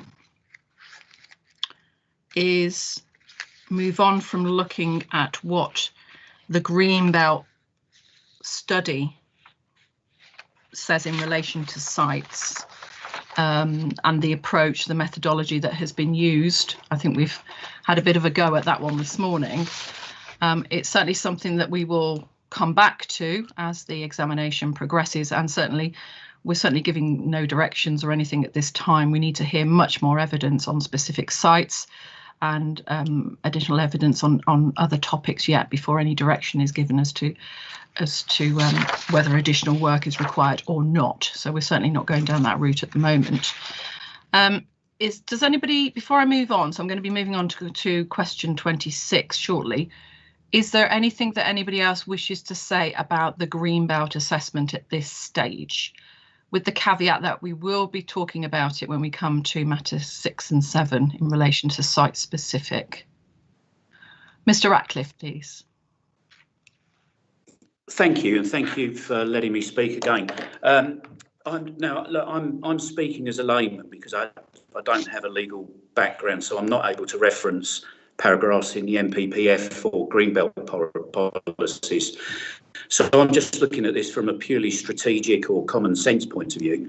And the thing I'm really struggling with, and I have been since Brentwood's Extraordinary Council meeting of the 8th of November 2018, is this. It's an explanation for removing a site in Honeypot Lane, which I'll mention specifically as an example, a site that had been a constant, 260 homes moved to Dunton. Now, this site would not throw this as it is surrounded by existing housing, in fact, and is very close to Brentwood town centre. Site access was mentioned as one drawback, but access would have been much better than, say, for example, Blackmoor's open greenbelt. What also concerns me is that one site was debated reasonably well at the ECM, was debated properly at all before this crucial meeting was guillotined. So, to summarise, a site that was a constant was removed, and 2 other sites previously excluded for very good reasons up until Regulation 18 were included. I simply can't understand this from a strategic point of view. Thank you. Thank you, Mr. Ratcliffe. The site that you're referring to in relation to Honeypot Lane isn't before us because doesn't form part of the plan in relation to the allocation, so we won't be discussing that particular point. I hope you understand that. If we were to find later on, having considered all of the site allocations and all of the evidence that's been put before us, that we consider that the council does require looking at further sites, and I'm not saying that we are at the moment because we haven't heard all of the evidence, we don't know yet, then obviously it will be up to the council to then go and look at any further sites, and then they would have to bring them to the table, and then we would be able to consider those sites. So I hope you understand that. So yeah, thank you very much for your comment, Mr. Ratcliffe. Mr. Hill, please. Oh, sorry, Mr. Ratcliffe, did you want to respond on anything else? Anything else that you wanted to say? Quickly, I only mentioned the site as an example of what I consider to be flawed policy. So if this particular site was withdrawn without good reason, how many other sites have been wrongly included or excluded from the Greenbelt strategy? So the question was made from a strategic point of view. I think that would be a discussion outside the examination. So to have a discussion with the council, because as I said, these omission sites, as they're called, are not before us. So our role is not to assess those sites. So if you want to take that up directly with the council, then please do so. Okay. Yeah, I have read on many occasions, but thank you. Thank you very much. Thank you, Mr. Ratcliffe. Mr. Hill, please. Thanks.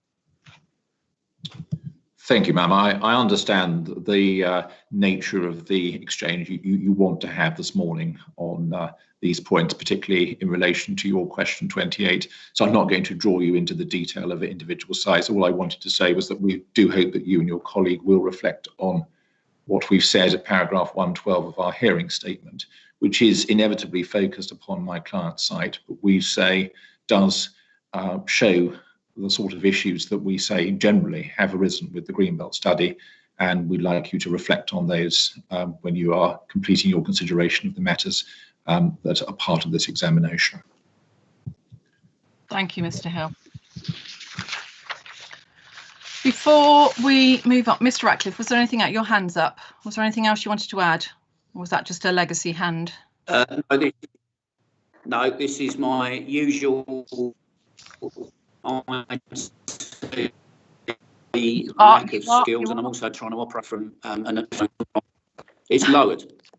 Thank you. I was just double checking. You are coming a bit in and out in terms of your audio and that, and you are freezing a little bit, but that's just happened just now. So thank you for that. Right.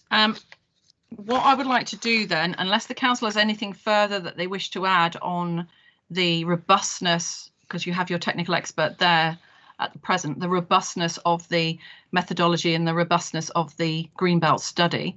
Is there anything further the council wants to add on that, or not at this point? Not at this point, Ma'am. Thank you. Okay. Thank you. I'd now like to move on to the consideration of whether exceptional circumstances have been clearly demonstrated by the Council as to the reasons why the release of Greenbelt is necessary. Now, the Council has set out their response to this question in their document F8, which is the Greenbelt topic paper, and we referenced it again in our MIQs to ensure that everybody had the opportunity to have their say on this particular point. It would be useful, I think, again, just for participants around the table to understand exactly what the Council has set out,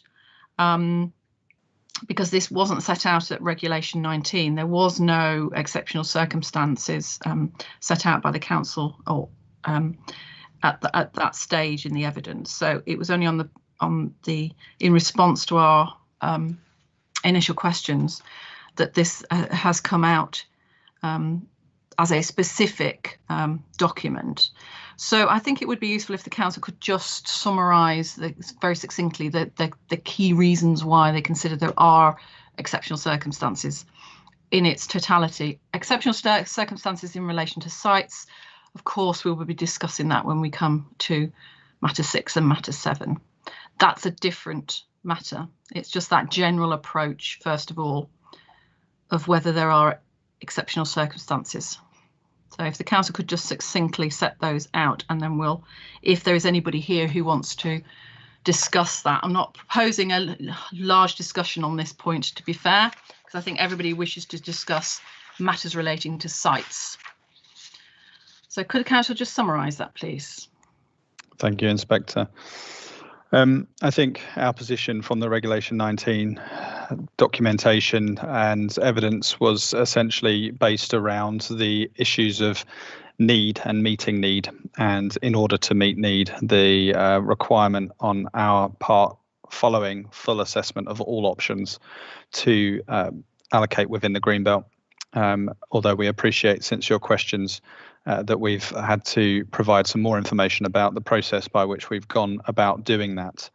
Essentially, and I think this touches on some of the conversation that we've had this morning as well, the Greenbelt study, as part of that work, forms one piece of the evidence that we've looked at to consider the implications as it relates to individual sites, but also the aspect, and I know this is covered in wider questions, the aspect to which a spatial strategy can be achieved via use of Greenbelt and the wider Greenbelt picture in terms of our transport corridors and the way in which we would look to those locations. So in the round, it is about the wider evidence base that we have to demonstrate sustainability reasons as to why we think that particular sites within a wider strategy are suitable to take out of the Greenbelt in order to meet our need.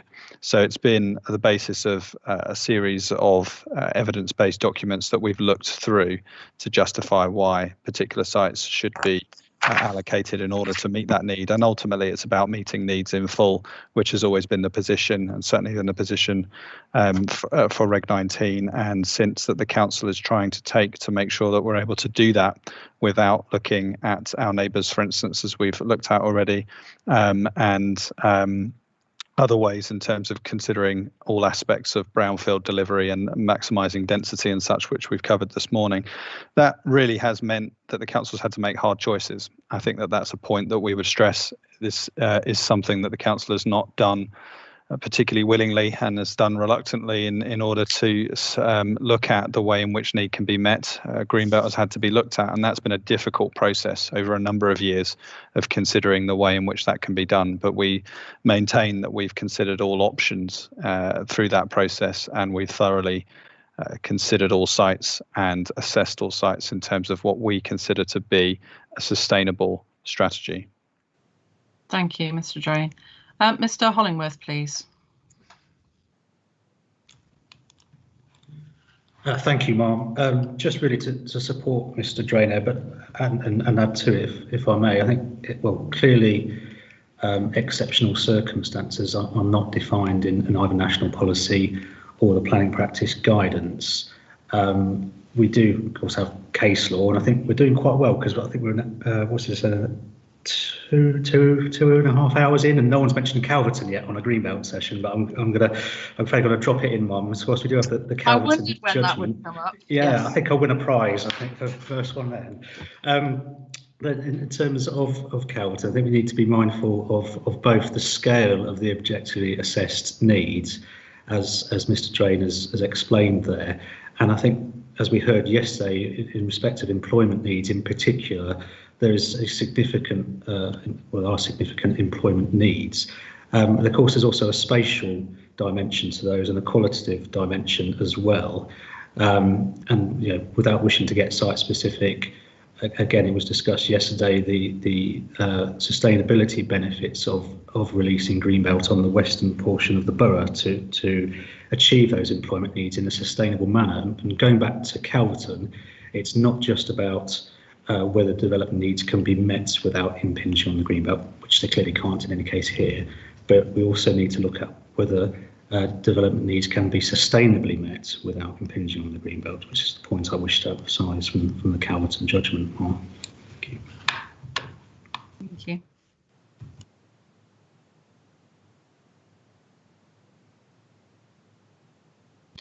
Does anybody else have any comments they wish to make on this point? As I said, I'm not going to be dwelling on it at this stage. Nothing further. Anything the council want? Anything further the council wants to add? No, thank you, Mum. No. Thank you. Can we now turn to question 7? Which is where we're discussing whether the strategic policies clearly establish the need for Greenbelt boundary changes within the plan. Now, let's have a look at, this is where I'm bringing in policy NE 13. So bear with me when I just bring that up. There it is.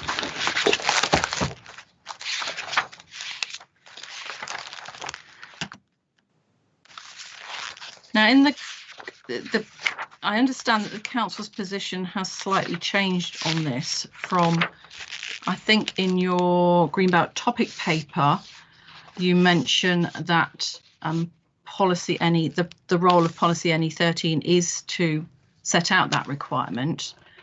But in response to our question 89 of our, that was in response to our initial questions. But since then, you've proposed the deletion of the policy. So can I just clarify, because I think you're proposing amendments to policy SPO2, which is becoming the all-encompassing policy at the moment. There's a lot of discussion about what is and isn't going into policy SPO2.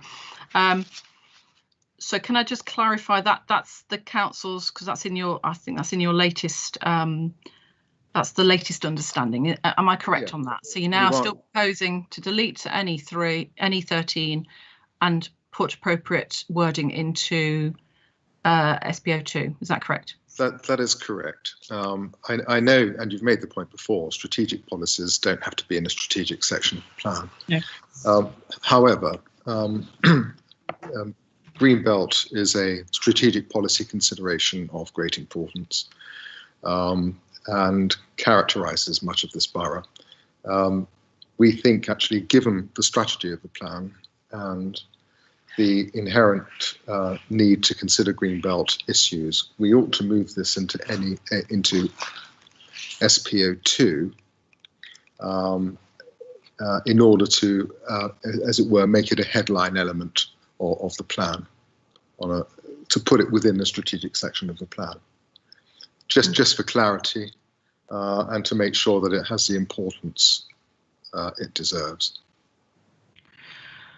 Obviously, I'm not going to ask you to come up with that wording now. That would be totally unfair. I will leave that with the council to come up with appropriate wording, and that could well be discussed later on when we move through the examination further.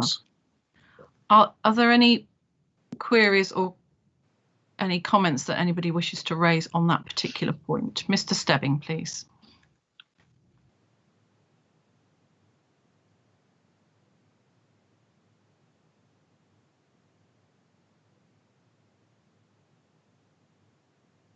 Mr. Stebbing?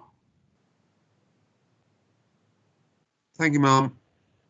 Thank you. I couldn't unmute myself for a minute there. Policy SPO2 is going to resolve a number of major questions that have arisen during the examination thus far. Can I ask Mr. Shadarivian when we might expect sight of a redrafting of that policy, please? Mr. Shadarivian?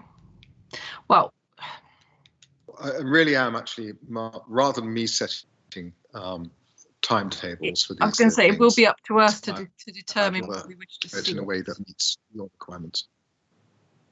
We will want it before we are looking at timetabling for actions that have come out of this week's sessions. Myself and my colleague will be looking at that on Monday. So on Monday we will be coming out with a list of actions as to when we wish to have elements back in conjunction with the council, because if we're told no, we can't produce it by then, because we for instance in relation to the transport assessment update, etc., then we won't be able to put a date in. But elements like that, we will make that clear as to when that's going to be available. But the majority of it, we will ensure that people have enough time to look at these before we discuss the main modifications, which will be at the end of the sessions. We will be looking at the programme for weeks 2 and 3 again next week, and we will be adding some sessions on main modifications. As we go through the process, and as has previously been mentioned, we may decide to have further sessions in relation to any additional evidence that's come forward, etc. We may not at this stage. We don't know at the moment, but we will certainly ensure that everybody has an opportunity to look at those main modifications before we have the main modification discussions. So hopefully that will help you, Mr. Stebbing. Yeah, thank you, Mum. That's all very helpful. And I gauge from what you just said, you're looking at possibly week 3 of your current timetable. It will be the week 3, or we may even have to add on a week 4, for instance. Thank you. That's all most helpful. Thank you. Anything further on question 27? So I can leave that with the council. So I don't think there's any need for any further conversation at this point. Last couple of points then that I raised at the beginning in relation to the agenda. The next point relates to the policies map, and this was raised in earlier sessions. So it's our question 29. I wanted to raise it in earlier sessions because it came up as part of consultation under matter 1.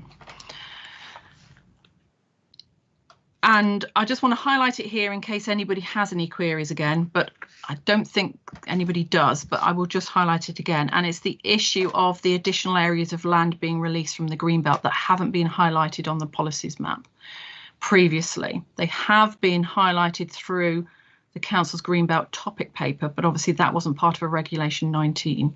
So first of all, is there anybody who has any queries that they want to raise as part of that? Because if not, I'll just go straight to the council for a response on that, and then we'll move on. Nope. Mr. Shadarivian, please. We had a discussion about this yesterday, and what we're going to do is provide you with a brief explanation as to why we think the boundary ought to be altered. These are all very minor alterations, but nonetheless, we're aware of the duty you're under to consider exceptional circumstances. So we will provide you, in relation to each proposed change, an explanation as to why we think it's needed. And do you know when the council can produce that? Just bear with me.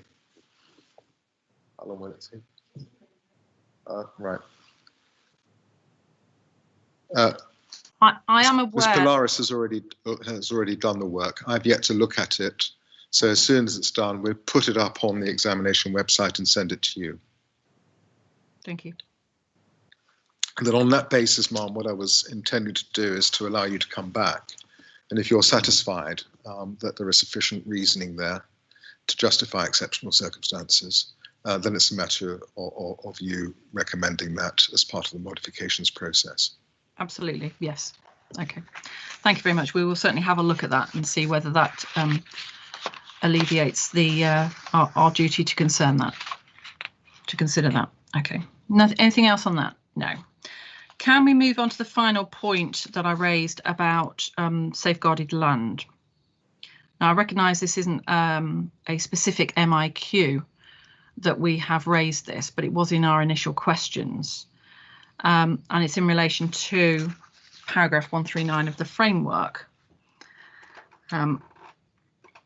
Now, our reasoning for highlighting it here is because it has been raised, not the term safeguarded land hasn't been raised within the sessions that we've had so far, but it's certainly because the council has put forward proposals for an immediate or an early review. Discussions have been mentioned about the strategic location growth element in growth document in relation to future development. The council is obviously working with its neighbouring Southern Essex authorities to produce future plan, a joint plan, etc. It seems as part of that there would be a need for further development, potentially within the location, depending upon what comes out of those assessments. And our query therefore goes to the heart of, well, where would this go? Would any be proposed in Brentwood? And I know Brentwood can't answer that at the moment because that hasn't been quantified. But it brings us to the question of, well, can we as inspectors approve a plan that we consider is sound if it's going to go immediately to a review where then greenbelt boundaries are going to be looked at again, considering what the framework says in relation to the longevity and the long-term nature that greenbelt boundaries should not be changed. So I just wanted the council's response, having heard the evidence so far, just on that particular point.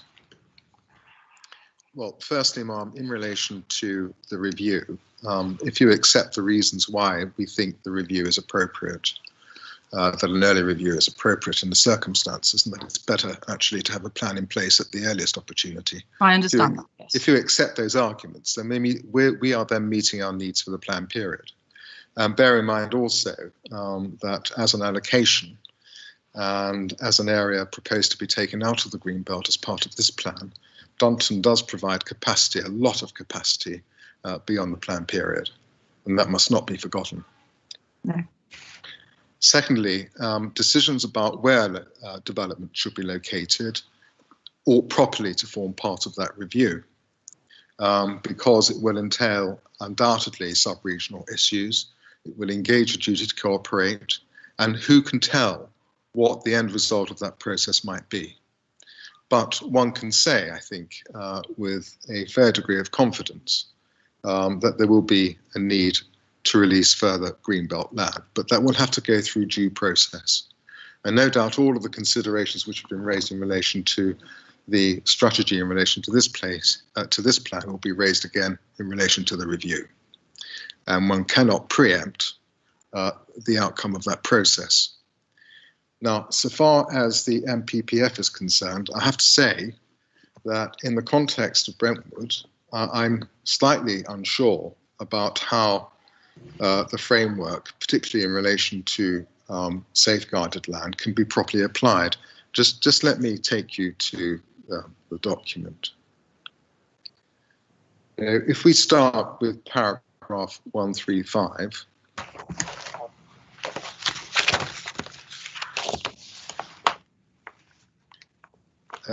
it tells us that the general extent of greenbelts is already established. It then says new greenbelt should only be established in exceptional circumstances, for example, when planning for larger scale developments, such as new settlements, etc. So we know that the advice contained in this part of the MPPF will apply to existing greenbelt and new greenbelt. So one has to read the following paragraphs in that context and interpret them in that context. If we go to 136, it says once established, greenbelt boundaries should only be altered where exceptional circumstances are fully evidenced and justified through the preparation or updating of plans. Now, clearly, that applies to new greenbelts as well as existing greenbelts. If we then turn to paragraph 139, it says when defining greenbelt boundaries, plans should ensure consistency with the development plan strategy for meeting identified requirements for sustainable development, which is what we do. Not include land which is unnecessary to keep permanently open. Well, we're attempting to do that through the minor changes. But this paragraph also applies, as it were, to setting new greenbelts. And it's telling you not to include in greenbelts land that it's unnecessary to keep permanently open. And then C, where necessary, identify areas of safeguarded land. And these are the key words, between the urban area and the green belt. We're talking here about the existing green belt. We do not have land between the urban area and the green belt, which is capable of being safeguarded for development purposes. That's the first point. Second point is, it says, in order to meet longer term development needs, stretching well beyond the planned period. Now, one can imagine in setting new green belts, one has to be particularly careful about where those boundaries are set, having regard to the foregoing requirements of this section of the MPPF. And therefore, in that context, one could well understand that it's necessary to have regard to longer term expansion and to safeguard land for that purpose and not to include it in the green belt. Those circumstances don't apply here. Now, if one is suggesting that existing green belt ought to be safeguarded for further development in the future to accommodate needs which arise beyond the planned period, that is tantamount to saying we ought to make those judgments now, which we can't. We can't do that without going through due process. So the matter doesn't arise in my submission. I don't think there's anything more I can add. Thank you. Thank you, Mr. Sheridavian. I've got a couple of hands up. So Mr. Banner first, please. Thank you, Madam. I'm very pleased to say finally there's something that Mr. Sheridavian, my dear friend, Mr. Sheridavian, has said that I can agree with.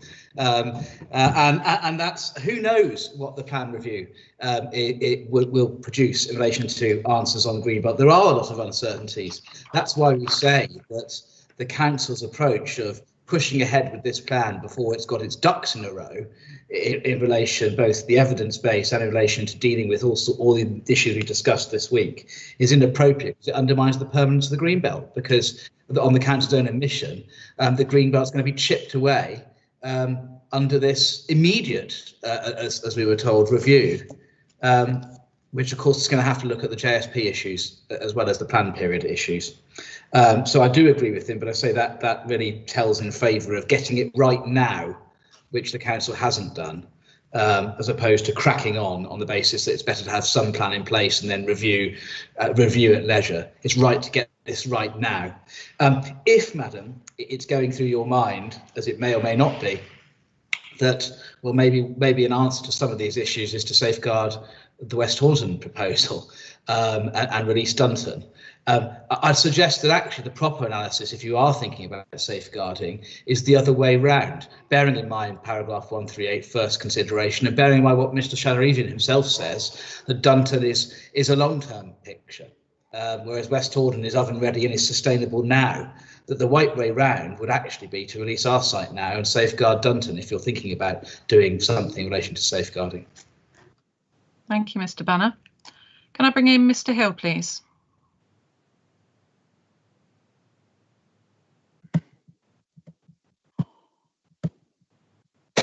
Thank you, ma'am. Can I start, ma'am, by saying that we entirely sympathise with and understand the way in which you introduced this issue and the points that you raised about whether you could, in fact, approve and find sound a plan which anticipates an immediate review in the context of a Greenbelt authority such as this is, in our view, a question that should be really at the forefront of your minds and is probably the central question for this examination. Why is this problem so acute? It's because of a variety of reasons, but certainly because the time horizon for this plan, if one looks at the number of years for which it will provide post-adoption, is simply too short. The capped need is provided for, as we saw yesterday, the OHN. The time horizon does not comply with national planning guidance. And as we've also seen, all the council's eggs are in one basket. All its chips are on black, as Mr. Banner would say. So we consider that because of that background and against that background, it is extremely important that you consider the appropriateness of asking this council to go away, either a plan for a longer period or address itself to the question of safeguarded land, so that there can be some certainty and longevity associated with the Greenbelt boundaries in this area. The council, of course, have not been good with their plan making. Their existing plan had a horizon that expired in 2011, nearly a decade ago. It now tells us, having got round to making a plan, that it's going to have to embark upon an immediate review. This just isn't good enough. It's not good enough for the stakeholders. It's not good enough for those who have to rely upon the Greenbelt boundaries in Brentwood. Ma'am, you've heard about the JSP, and we understand you're going to have more clarity from the council as to the time frame for the JSP and indeed the time frame for their review. But whatever it does, there can be no doubt that Brentwood is going to have to make provision for its own needs into the future beyond the limited horizon that this present plan provides for. Basildon is not going to be coming to the rescue. Havering is not going to be coming to the rescue. So there are going to be ongoing needs here, whatever the JSP concludes. Last point, ma'am, is there time to get this right now? In our view, there is. If you look at the trajectory, and you'll come to that in due course, it's clear that the council has a committed pipeline of over 2,000 units there. It doesn't have to rush to make large-scale deletions from the Greenbelt in order to have some homes built within this council's area. There is time, if the council works efficiently and proactively, to ensure this plan is fit for purpose, does provide appropriately for needs with an appropriate time horizon, and if not, that there is safeguarded land beyond 2033. Thank you, ma'am. Thank you.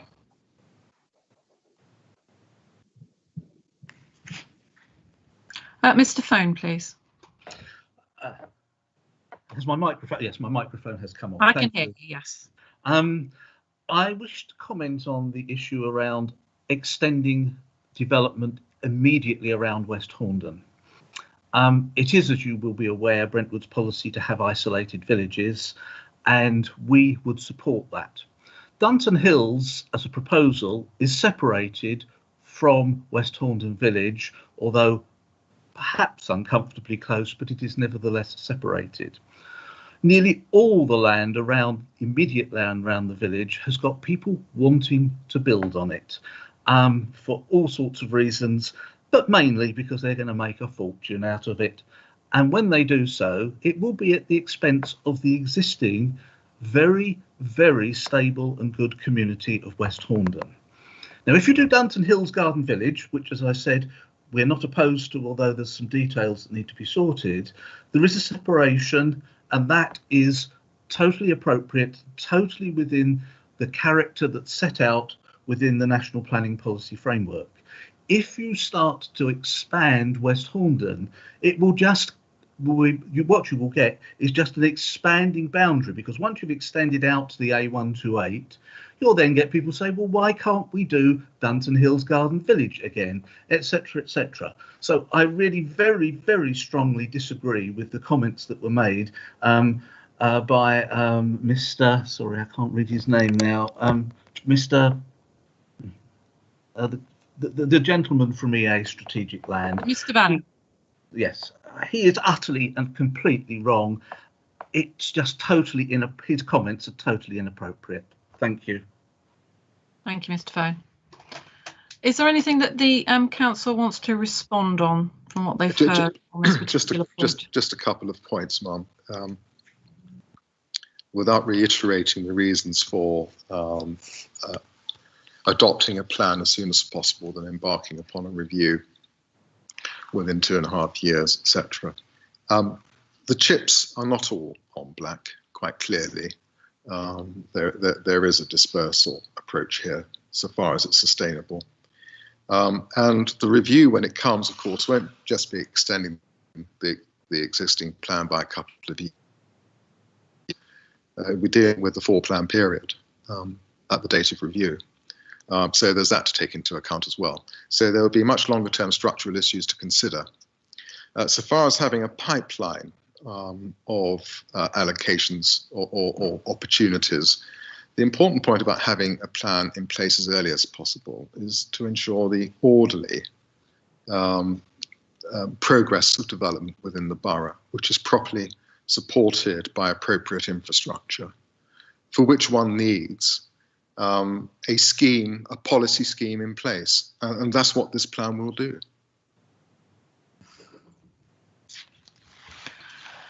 I can't assist you further, Ma'am, unless you have anything for me. No, there's nothing further. Thank you very much, Mr. Shadaravian, on that point. The issue of development in the Greenbelt is not going to go away in relation to discussions later in later sessions. So it's not something that I think really we've come to the end of the discussions this morning on this particular issue. It will certainly be raised again when we come to site-specific matters. And again, we are looking forward to having those discussions and getting down to more specifics. So unless there is anything further that anybody wants to say on the topics that have been raised this morning, I'm getting shakes of heads, so I think everybody has had their opportunity to have their say. I would like to thank you for contributing to the discussions this morning. That has been very, very useful to both myself and my colleague. So thank you for that, and we will see you next Friday at 9:30 when we will be discussing or starting to discuss matter 6. Oh, I just have a hand up from Mr. Fone and Mr. Henley. So can I come to Mr. Fone, please, first? Okay, Inspector, I find myself in a slightly difficult position because what you would deem as site-specific and not site-specific, we have 2 sites in West Horndon that are Greenbelt that are proposed to be removed from Greenbelt. I can therefore only really refer to a site, but the principles that I want to talk about could be generic across the borough, but I don't know. Do you want me to discuss them now, this afternoon, or would you prefer me to wait about it? But they are generic issues about errors that have been made in deciding that land could be appropriately removed from the Greenbelt that I would like to talk about, but they apply to one site. I think I would prefer if we had those discussions when we do come to the site specifics. I understand completely what you're saying, but I think I think we would open, because if I allow you, Mr. Fone, to start talking about a site, others will want to talk about their sites, and quite rightly so. So I think it would be much more appropriate if we have those discussions under the Matter 6 or Matter 7 sessions.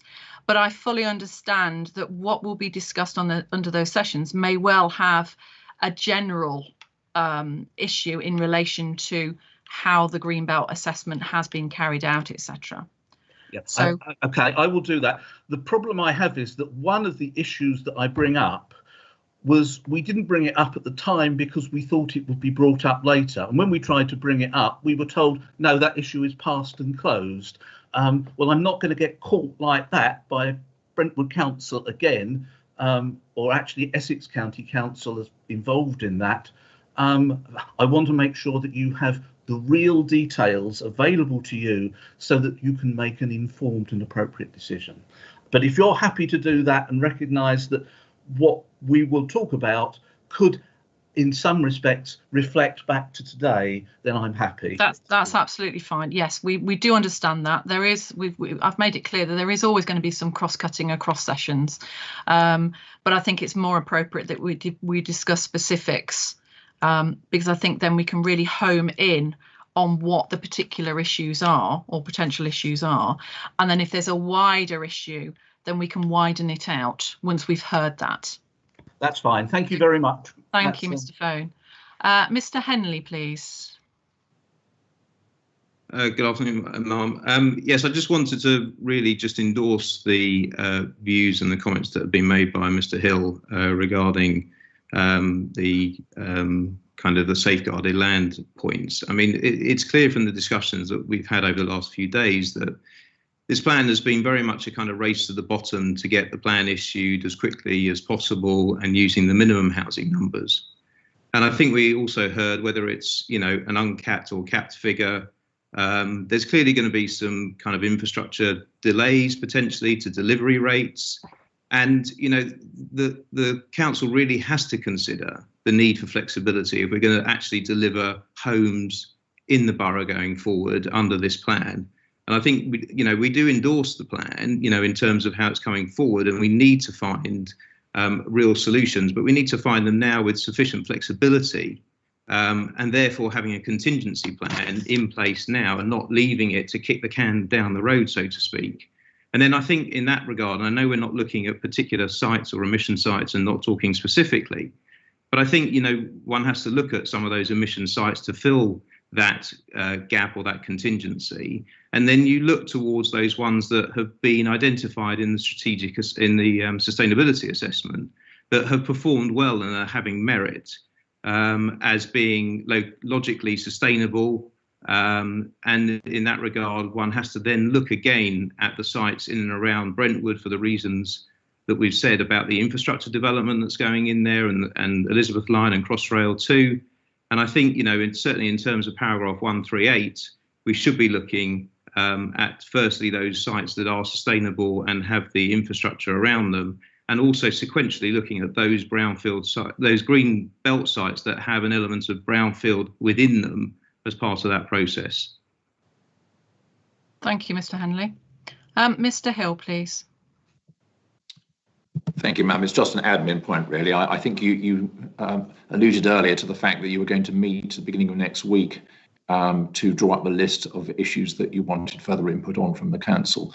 I just wanted to be sure that this issue of the timing and scope of the immediate review and also the timing and scope of the JSP would be, as it were, on the agenda, because we're certainly keen to have some further opportunity to provide some input on those issues, which, as I say, lie at the absolutely heart of the points that we think you've got to grapple with in undertaking this examination. That was if my recollection of matter one is correct, that's certainly on the list. It was left with the council to come back and set out exactly what they meant by that. But again, I will be going through that, and we will be giving some clarity on exactly what our requirements are from the council at this point. We will be providing that clarity early next week. Thank you very much, ma'am. And I hope, obviously, as and when further material comes forward, we will be offered an opportunity to reflect on that and, if appropriate, make further representations. Yeah, thank you. Mr. Banner. Can I just check, madam, do you anticipate on Monday also communicating what your views are about the timescale for the either initial views or initial and then full views on the what I've called the JSP report, that document that came in this week? Sustainable growth locations that one. Yes, whatever. There must be a better title, but there very must. or a decent acronym that we can use. But yes, that's something we will be looking. As I said, we haven't had a chance to read that as yet. It's something we will be looking at on Monday, and if we think that we should be permitting people to have a look at it and respond to us because we feel it's necessary, then we'll be setting that out then. Okay, but we haven't had a look at it yet. Understood. Okay, thank you. Anything further before I draw this session to a close? Mr. Shadorevian, anything further? No, thank you, Ma'am. No. Thank you. Well, thank you very much, ladies and gentlemen. Or is it mainly gentlemen today? There's a few ladies in there, I think. Thank you very much. And as I said, we will be with you again next Friday, which is the 11th of December, 9:30, Matter 6. Thank you very much. Thank you. Thank you, Ma'am.